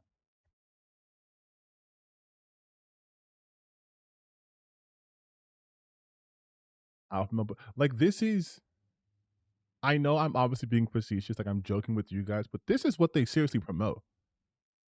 This is what they promote.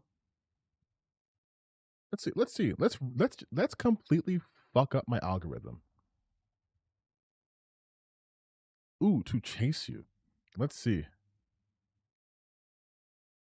Oh, I forgot women doing this shit too, huh? Okay, let's see. Which looks good? She'll chase you. The Dark Needle. Ooh, how to make her chase you like her life depends on it. Getting women to chase you. Just the terminology. It's making me feel a little. Oh, ignoring her? When I started my journey to understand women and how they think, I always heard this phrase, ignore her and she will chase you. I tried to apply this technique, but without any results, and I began to think it was just empty talk and not true. However, after a long time, I discovered that this phrase was just a surface expression of a deep concept in the psychology of women. I realized that the mistake wasn't in the phrase, but in me, because I didn't understand the concept well. By the end of this video, you will understand with me the psychology Okay, of you women, guys, and you will we're learn gonna how understand to women. lure her to attract her and make her obsessed with you. This is one of Okay, the most understand women. important episodes in the How to Attract Women series. Wait, why are there so many episodes? If it's so easy to make a girl attracted to you, why do you need 4 separate videos? It's it's actually easy to make a girl attracted to you. This secret would easily make anyone obsessed with you. What makes a man attractive? How to be a woman magnet? Like, how are there different steps? How is that possible? You know, So I'm pay getting too close ahead of attention. myself.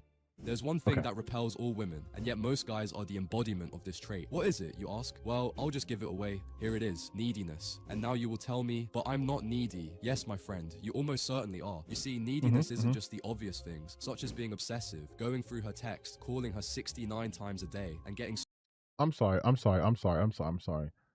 Being needy. You're saying going through her text. That's not being needy. That's paranoia, my guy. super jealous every second she's not with you. Being needy comes through, even in the small things. It comes through in the way you talk to her, treat her, act around her, and so on. But the most clear sign of a needy man is the overall relationship dynamics. No, Okay. although I'm using the word relationship, this All can right. apply to meeting a woman for the first time, dating, being in a long-term Write that down. relationship, etc. Now, you ask, what do you mean by relationship dynamics? Good question, my friend. Now, a word of warning. This is going to sound very Machiavellian, but I want you to bear with me. You see, it comes down to this. How much effort are you putting into the relationship post woman? In other words, how invested are you in her and the relationship? The less fucks you give, the more fucks you get. A surefire sign of a needy man is a man who invests a lot of time, energy, effort, and even money into a woman while getting very little, if anything, in return. The more you invest in a woman, the less attracted to you she is. It's really Oh, okay. I see. So women don't like men who put effort into wanting to be with them. The less effort you put into wanting to be with them, the more they like you. Wow. I'm learning so much. that simple. For you analytical types, the amount of time, energy, effort, emotion, money a man invests in a woman is negatively correlated to her attraction. Except, of course, for the fact that he needs to invest a little bit to get her number, set up a date, flirt a bit, etc. Anyhow, here is an approximate graph. The more invested in her you are, the less attractive you are in her eyes. This is such a good graph. This is such a good graph. I do love that my X and Y axis are only labeled with the words and nothing else. I love the fact that why does this dude voice sounds familiar? He's probably using an AI like they all do. But like her attraction. So her attraction always starts high. Attraction always starts super high. I guess maximum. It just goes straight up, and then the more you invest, it just goes down at a pretty steady rate. Okay. I know this is completely contrary to all that feel-good emotional bullcrap society pumps into you about how you just need to show her what a nice guy you are. I know you've been taught that the way to get a babe is to wine and dine her for months and buy her flowers and chocolates and take her for rides in your fancy car. That if only you could be nicer to her than every other guy she's met, then she'll want to sleep with you. But it's all a lie. It's not what women are biologically hardwired to find attractive. At best, this sort of needy behavior will land you in the friend zone. At worst, she'll find you sexually repulsive. Either way, you lose. The ironic truth is that the neediest get the least. Needy men get what others give them, not what they want. Men who have zero neediness, on the other hand, get exactly, and often more than, what they want. Women find them irresistible. But why?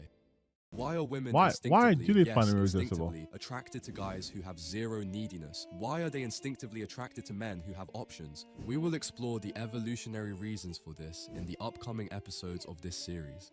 But before we move on, let's examine neediness on a deeper level. It's all about the subcommunication. Mindset is everything. It's not so much about the needy behavior itself, but about where it is that the behavior comes from. It's about what your behavior implies about you as a man, the subcommunication. For example, buying a woman you barely know a drink at a bar or bragging to her about your job is obviously coming from a place of perceived inadequacy. You feel you're not good enough for her on your own, or you feel inferior to her, or intimidated by her beauty, and so you attempt to compensate. Meanwhile, the guy who's playfully playfully teasing a woman about something or another is, through his actions, implying the exact opposite. He has zero neediness. In fact, he might be testing her to see if she's good enough for him. He's the catch, and she's just another chick chasing after him. At least this is his mindset. Needless to say, the second guy is going to be seen as infinitely more attractive to women than the first guy, because his behavior implies that he is higher status. So let's take a look at the different levels of neediness, or lack thereof. Level 1, needy. This guy is a needy man. He buys women he doesn't know, drinks in order to buy time to talk to them.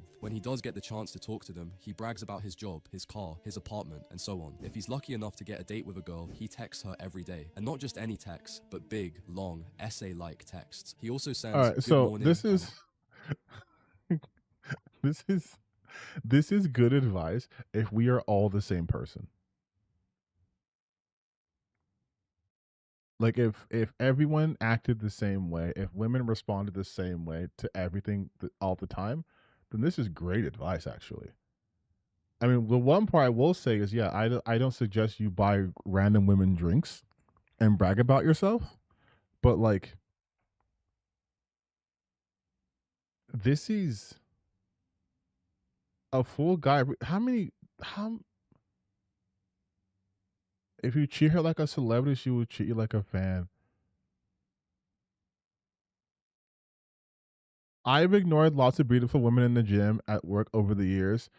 Lo and behold, none have ever cussed me. All dated and slept with other men. Ignoring a woman only works to attract her to you. If she's not ignoring you, if she's not ignoring, is doing her a favor. Why did you like this? This is the complete opposite of the advice you gave. Like, this is why men are so fucking lonely. Oh my God. You are actually attractive. And listen, you know what? I know I have like a 7% female audience, right? But I'm gonna put everyone here on game for free. I'm not gonna make you watch a video lying about the science of getting women and all that shit too. I wonder how much popular this is compared to the men one. Oh, this is still from men. This is still from men. Okay, never mind. Oh my God, there's barely anything for how to attract men, how to get men to chase you. There's 60,000 videos on how to get women, and there's like 3 on dudes. Make her chase you, or make anyone chase you, but nothing for women. How to force men to chase you like a video game. I guess women don't have that much issue when it comes to this regard. I guess for women, most of it's like the quality of men. But I'm not going to charge you guys. I'm not going to charge you guys anything, all right? You guys want to know the secret? No women in this chat. No, there's at least one woman in this chat. I know. There's at least one woman in this chat. But the real secret, they don't want you. Listen. Now, they don't want you to hear this. They will try to silence me, but I will tell you the truth. The secret to getting a woman to chase after you is to be a normal fucking person. The shit that women find attractive, it is never what you guys, and I mean guys, think. It's almost never what you think. I knew Jenny was here to save me from only having guys in my chat. But the real facts here is what men think women find attractive is simply what men think women find attractive. There are a ton of women who will straight up just fucking tell you what they find attractive. That's it. They will tell you what they find attractive. And a lot of guys do not listen to women. I literally just got hit on a woman. What alarm did I set off? Hide. Run away. No. The secret to getting women. For those of you who just joined, we are keeping a list of things to how to get women. This is a scientific study. But the secret to getting women is obviously not talking to them. Don't defend them, don't look at them, don't befriend them. Women hate when you treat them like a human being. But no, the secret is just listen to them. It's listen and talk. It's that simple. It's that simple. These people want to make it seem like, well, women are only attracted to men like him. He's tough and he's alpha. And then you see everyone fucking. Did Dana White violate any women's rights? Like it's like yeah, dude. I love this poster I hear the most. Dana is the GOAT. Be a man. Bottle that shit up and deal with it on your own time. People are depending on you. Get tough. It's the cost. No one's depending on you. And I'm going to go big face because I'm being a little bit sincere here. I want to tell men something, okay? No one is depending on you. No one's depending on you. How can this be? Right?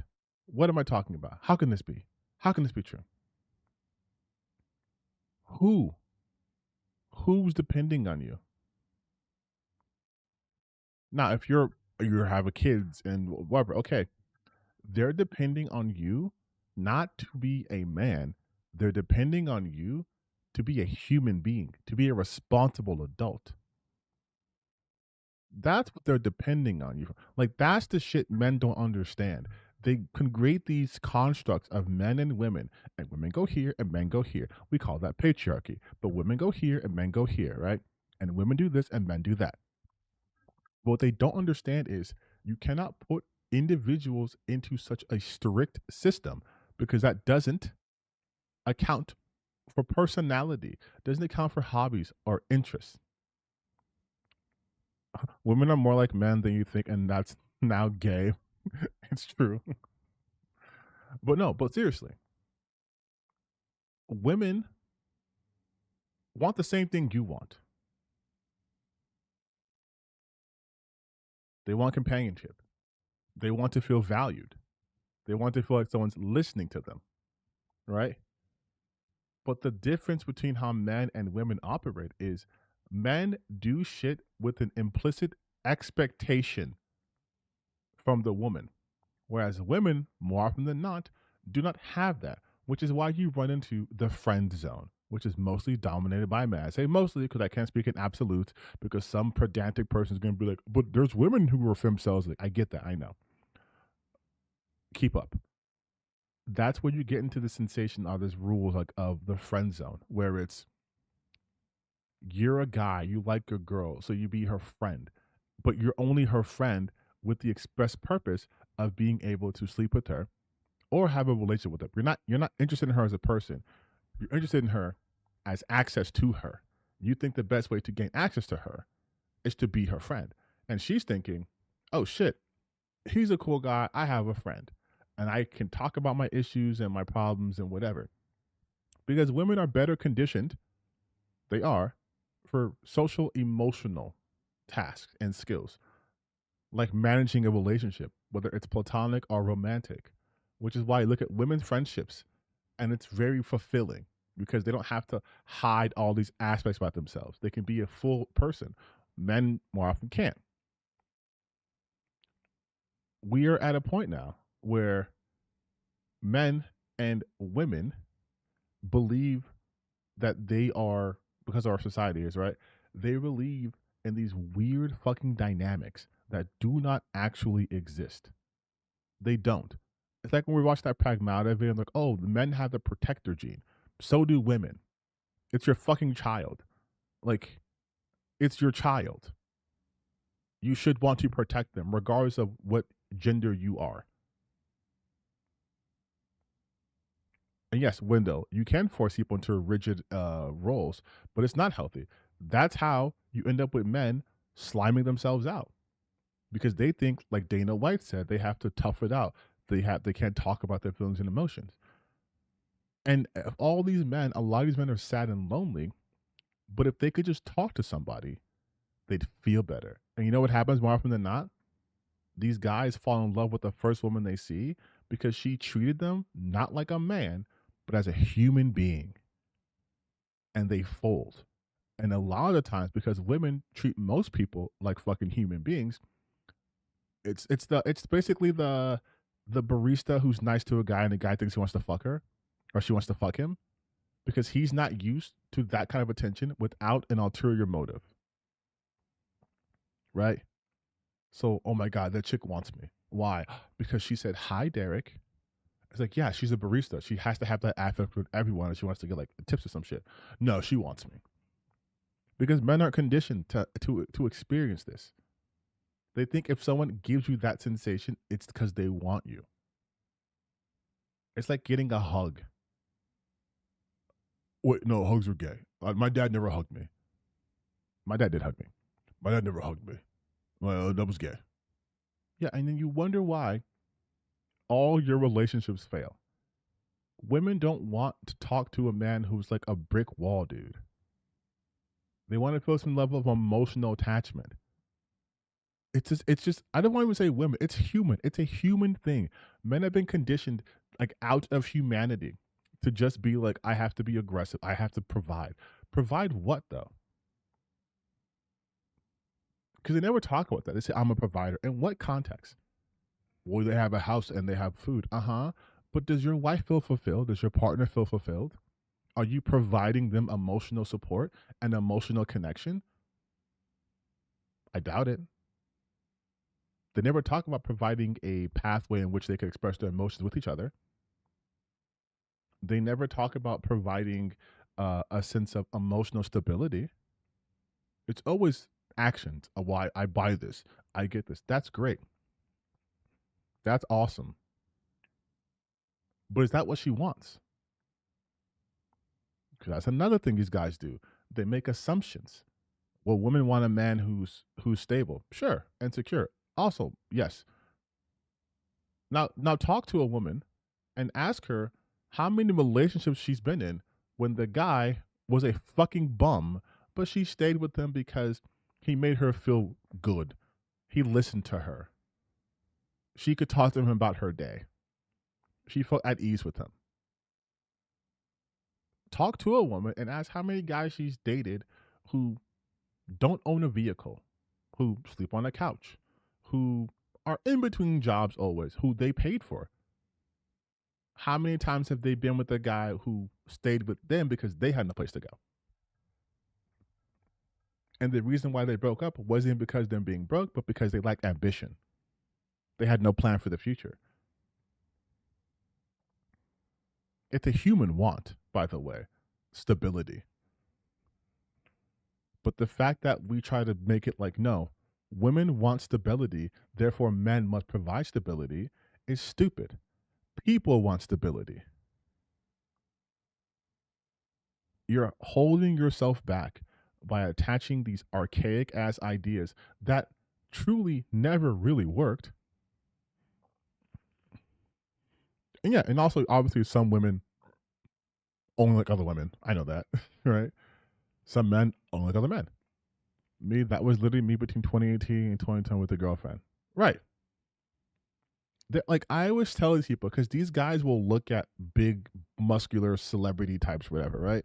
And I always go, you think you need to look like The Rock, right? To get what, like these guys think they need to be, they literally think they need to look like this, right?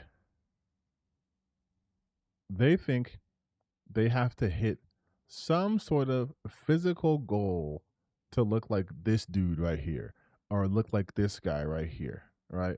To be shredded, right? Or be like this, right? Because they think this is peak attraction to women.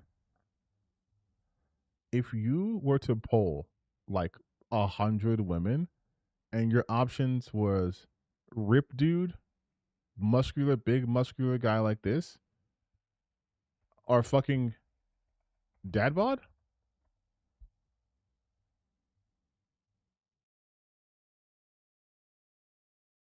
Dad bod would win way fucking more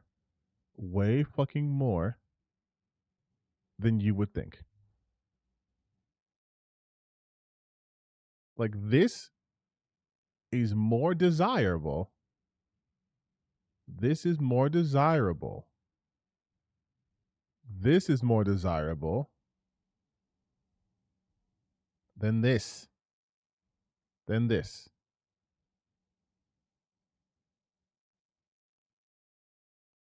But other men, dad bod's the med point. It's true. But other men think you need to be built like a fucking Joe Star in order to get women. I read that women honestly mostly find Hiddleston more attractive than him, but they do. They do.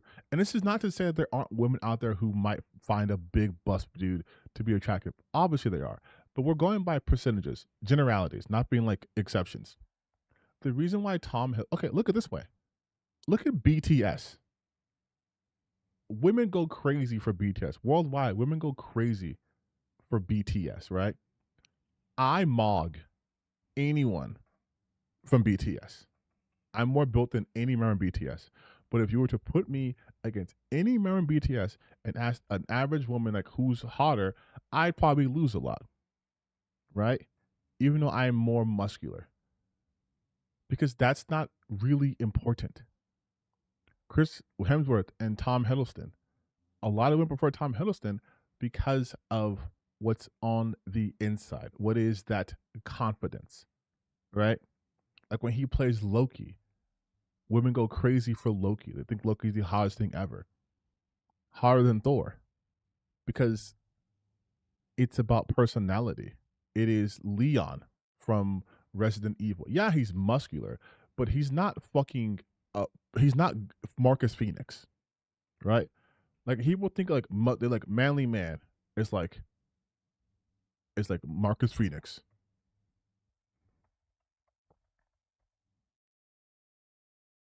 Like this fucking slab, right, of a person.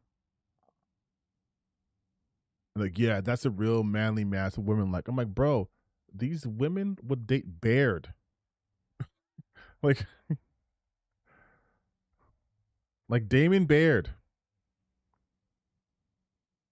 Because of his personality. They date a Carmine because of the personality. Like men have a really warped sense of attraction, of what women consider to be attractive. And because of that, they also have this deep hatred of women for when they achieve what they believe attracts women and it doesn't work. They believe that women are not upholding their end of the social contract. Exactly. Women like Leon, but not boulder punching Chris. Baird's kind of an asshole. You'd be surprised, Ginny, how many other women like that quality about him. I have seen the fix. But all this to say, right?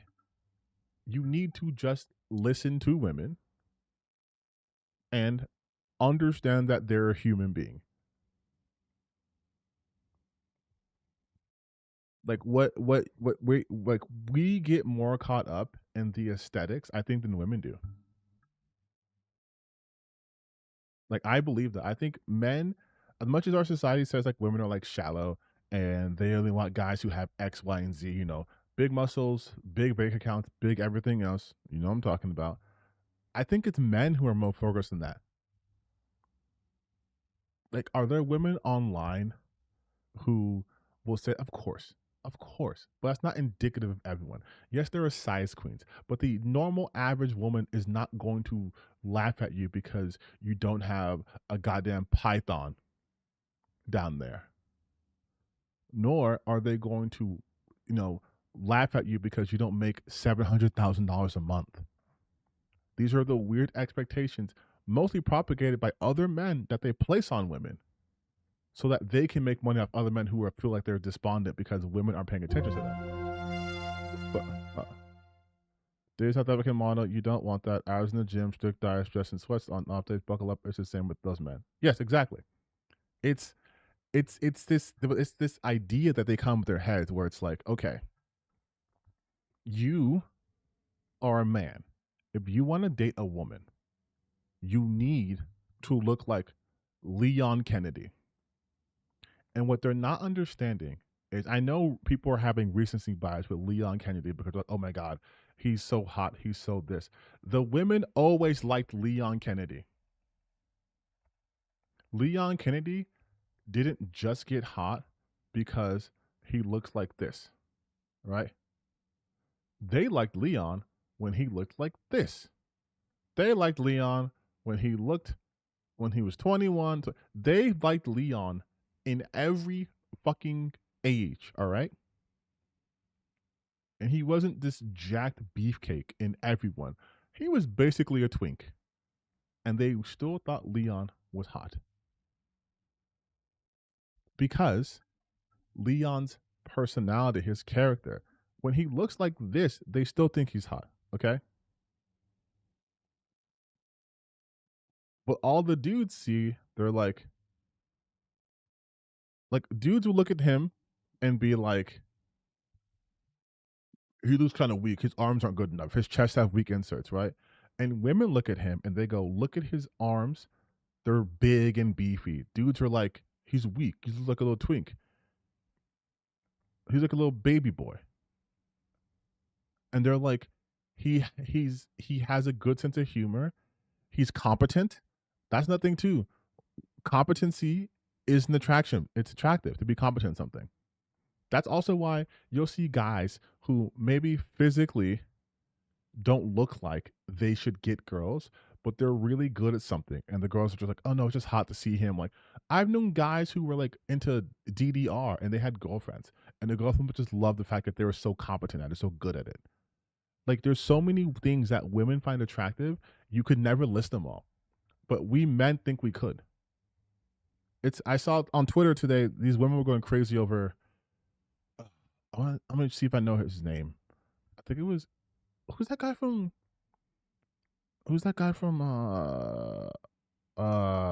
Heated Rivalry? It's like a Hudson Hawk, I think is his name. Yeah, Women Love Link.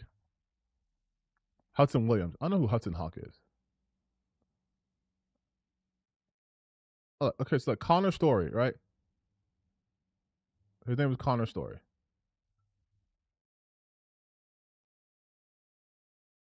And he went to the Met Gala. Okay. Now, I'm going to show you. I'm going to scan this first. Make sure it's not going to be inappropriate. Okay. This is who women are going gaga over right now. Connor Story. This woman. Shut the fuck up. Because now, if you look at men, the red pill toxic, oh, I'm so masculine man, would be like, what is he, gay? What would he's wearing a blouse? He's wearing this is what a woman would wear. And then you have women, this man is majestic.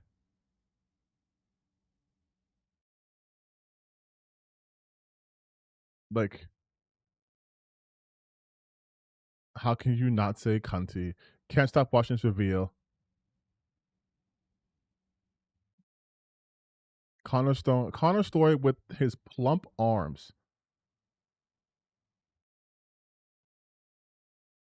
The other guy's Hudson Williams. Okay, thank you. But like, they are,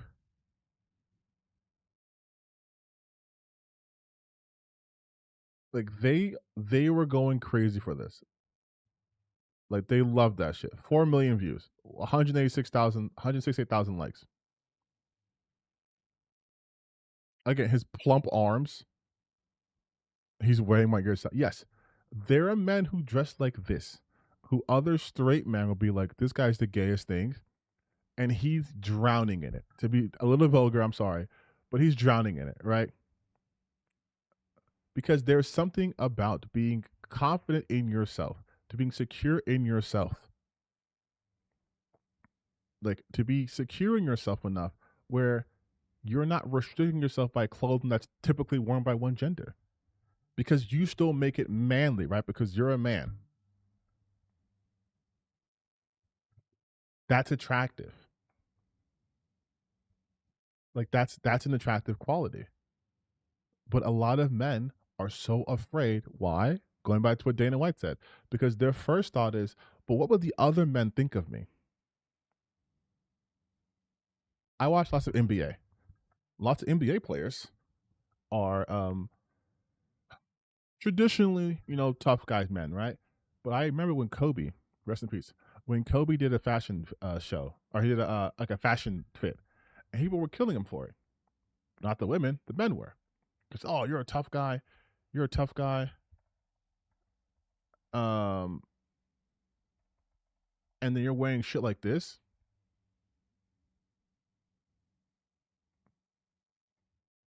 Like you're doing this, and you're a tough man, and you're wearing this fit. Like what's this?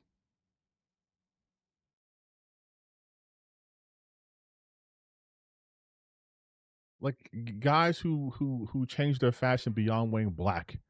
They're like, whoa, what's going on? Why are you doing this? Why are you wearing this? What's the Westbrook? They'll be like, bro's wearing a skirt? He was at the Met Gala, actually, too. He went to the Met Gala.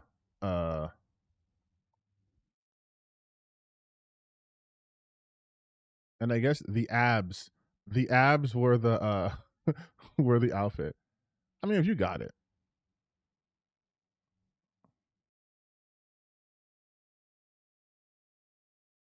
This is his Met outfit, right? And this is The Rock, and it's like, oh, he's wearing a skirt. This is amazing drip. This shit, by the way, your fashion sense can make you into the hottest man. Like, women will go gaga. But a lot of men don't put effort into their appearance. They don't put effort into fucking anything other than going to the gym. Guess what? Gym bros? It's like, oh, okay, cool. You're doing the straightest thing possible, which is being half naked with your guys and flexing. Listen, we all love flexing with our boys. That's actually one of my things I'm adding to this list. To get women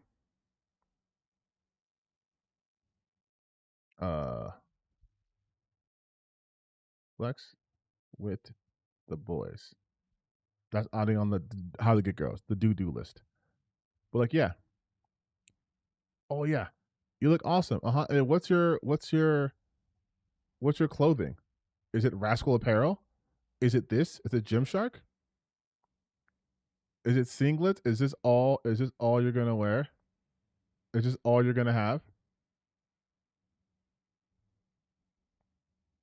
Like these fits?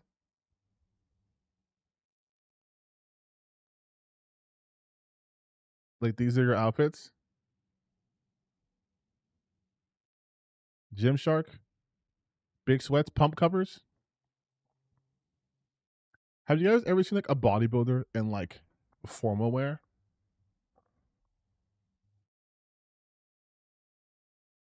Like in a tux?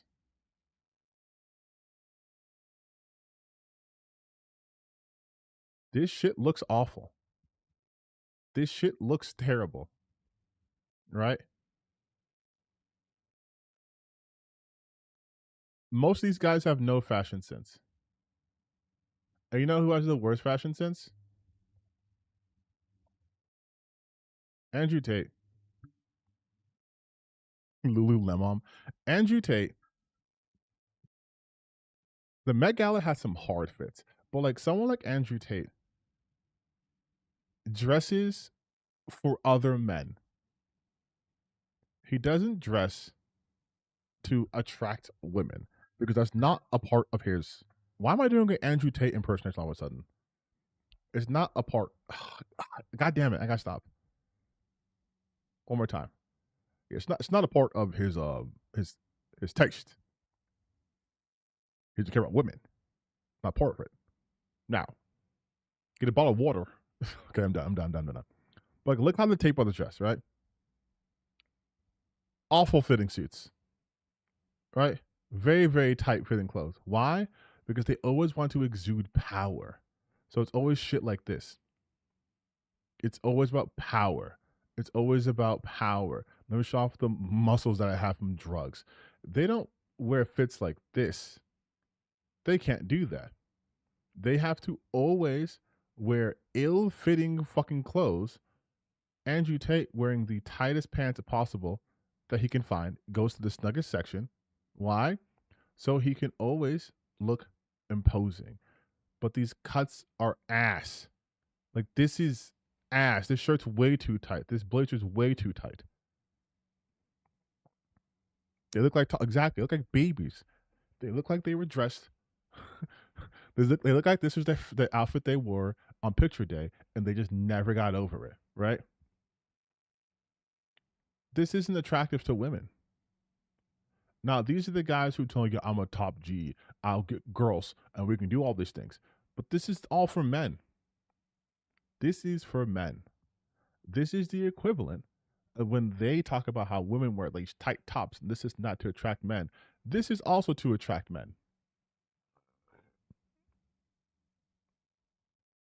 This is always to attract men. It's a leather jacket. It's tight pants. It's tight car. Everything to show off my muscles. None of this. Yeah, the Tate Brothers fashion sense is irrelevant because they just fucking human traffic women. But it all looks bad. It's all fucking terrible. And it's all of them. All these like alpha men who were like, look at Myron Gaines. Look at his fashion sense, right? This motherfucker wears his own brand and this shit. This is it. This is his fits. Or it's the most, I have an interview, I gotta go to Walmart and get me one of a $65 blazer. And you might be asking, all right, TTBing, why are you talking about these guys' fashion sense? The reason why I'm talking about this is everything about them, everything about these guys, everything about these alpha dudes exists to attract men. Everything they do is to attract men. So when these guys tell you how to get a woman, they only know how to attract men. They look into getting women. Women who have situations, either financial, they can help them. But it's not about, they don't try to attract women. Like, okay, I don't know if you guys saw the Louis Theroux documentary, but even this example, right? Even though he's not dressed best, this outfit is much more complimenting of his body than this one is. This is just for the appearance sake. This is someone who's trying too hard. Look how all these guys want to wear suits, and all these suits look bad. They all look bad. Like, and this is how they present themselves to the world. I know we get on women for like makeup and this and this and this and this and that. Look at how these motherfuckers present themselves to the world. You talk about what's his name, Clavicular, right? How he's all about look smacking. Clavicular just wears polos. That's it. You almost always find him in a polo. Polo. Polo. Polo. Oh, just shirt. And mostly polos. That's it. There's boobs here, but he's in medical. So I think I'm fine on YouTube. But I'll say looks maxing, so it doesn't show that. But unless someone else is dressing him up, he's just wearing a fucking polo. If you have the shirts on. Look. Polo shirt. Polo shirt. This is polo shirt. This is no shirt. Oh, wow, a wife beater showing off his muscles. Another polo. Shirtless. It's a Henley? A Henley. Okay, we're changing it up. We're changing it up from the polo shirt. Another polo shirt. Never mind. Another polo shirt. the polo shirt. You get it, right? Like, there's so much more.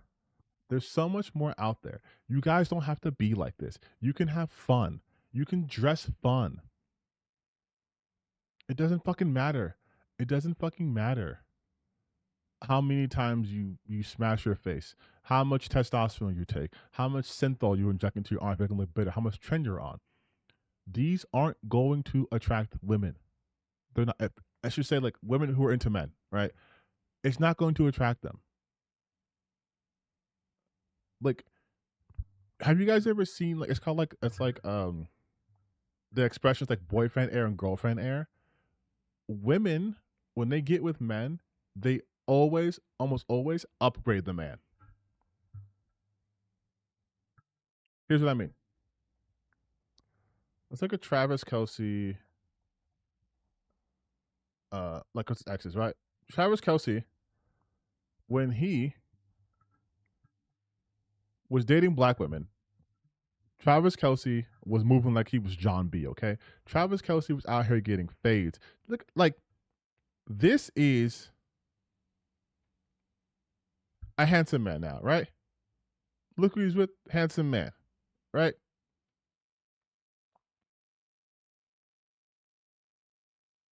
Got him dressing a certain way, got him looking stylish and stuff like that too. Let's just look at Travis Kelce prior to that.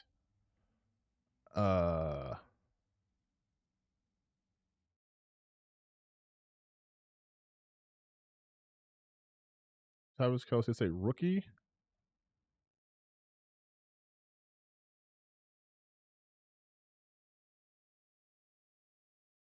So this is Travis Kelce. Year one Travis Kelce, right? Travis Kelce from college. This is what he looks like. Now you see Travis Kelce even with Taylor Swift. Appearance wise, his fashion game has leveled up, right? This is through multiple girlfriends he's had. His fashion game has leveled up. He's wearing different colors. He's trying different haircuts, mustaches, different looks, right?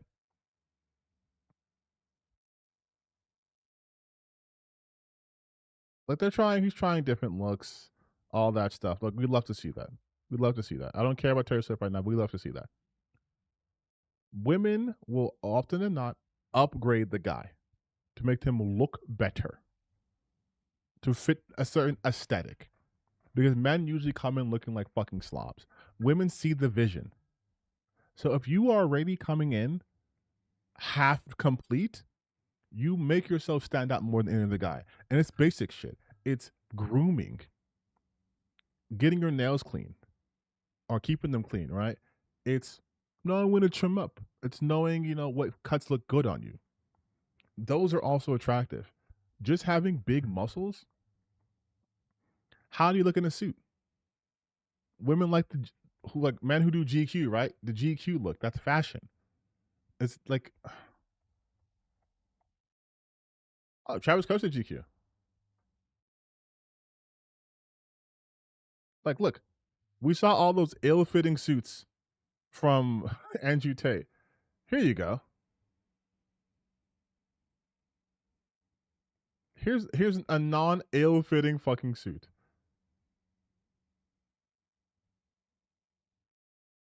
That's fun. Homie got the red bottoms on. It's crazy. And Travis Kelce isn't this ripped dude. Travis Kelce does not have a six-pack. Travis Kelce, like, look at him. This isn't a guy who's insanely, like, jacked. He's leaned out here. 2017. But look, she's with Taylor Swift. Do you think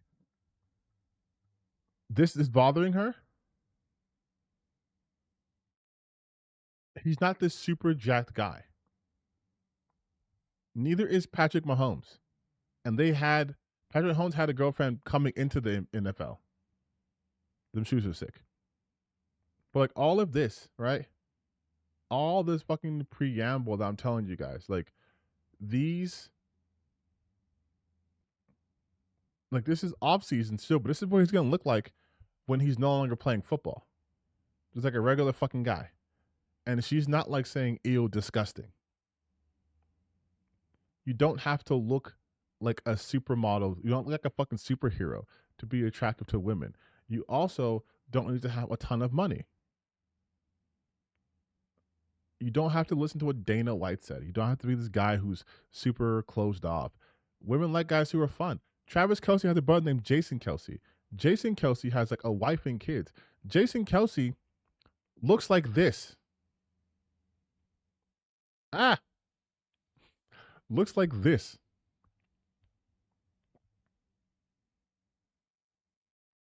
And guess what? A build like this, women go crazy for. Not super jacked. Looks strong, but looks soft. Women love softness. They do. Men think that they need to have a big, hard body. I'm telling you. If your only goal is to be like physically attractive to women, you will go much further looking like this than you will having a six pack. It may seem counterintuitive. But I promise you, having a little bit of that little belly right there, a little softness, that will do you way more wonders than being shredded. Ever will.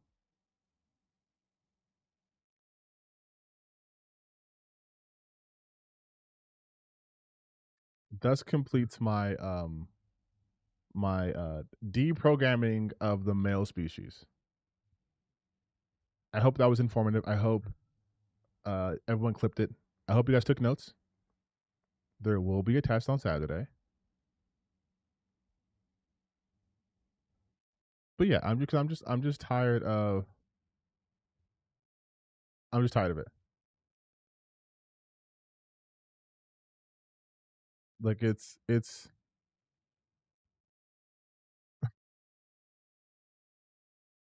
so it's so annoying. And we're also seeing this right in video games. Oh, holy shit. Complete pivot. I want to show you guys something I wrote earlier.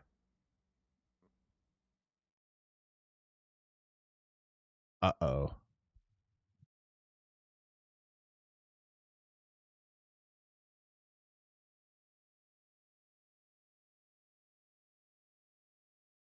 Oh. What the hell? Oh, my video just froze? No. Hold on. Oh, everything's frozen. Everything's frozen. Everything's frozen right now. I don't know what happened. I'm gonna turn off my camera. That didn't help. That didn't help.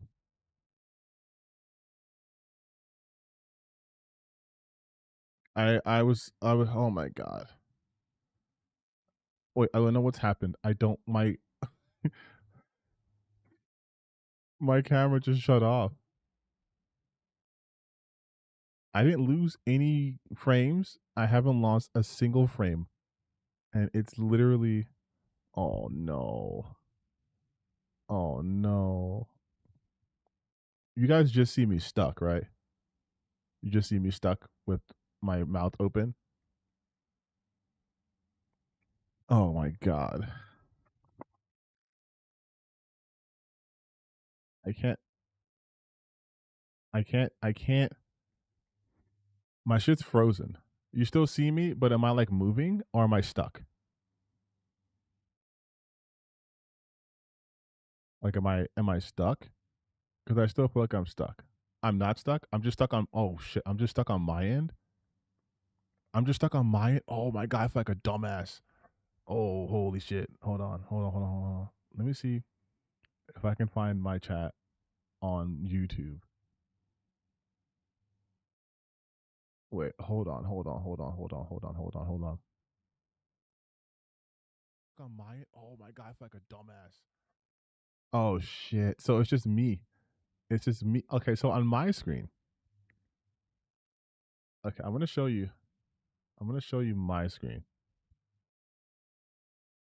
So on this screen, this is what I see. This is what I see right here, okay? So I can't see anything. I can't see anything. I just see I don't even know if you guys just saw what I showed because I'm behind. Okay, so yes, that's what I see.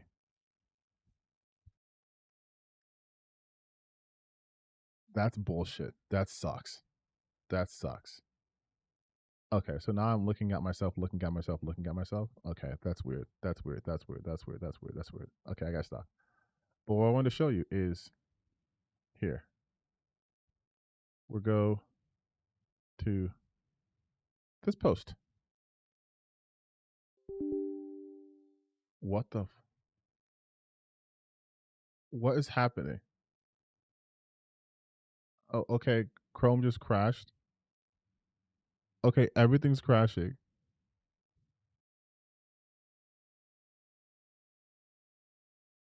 Oh my god. Oh my god.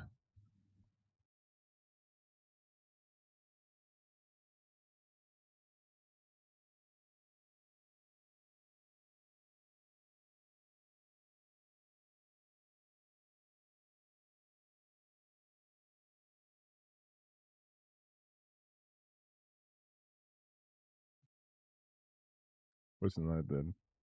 What the fuck? What the fuck?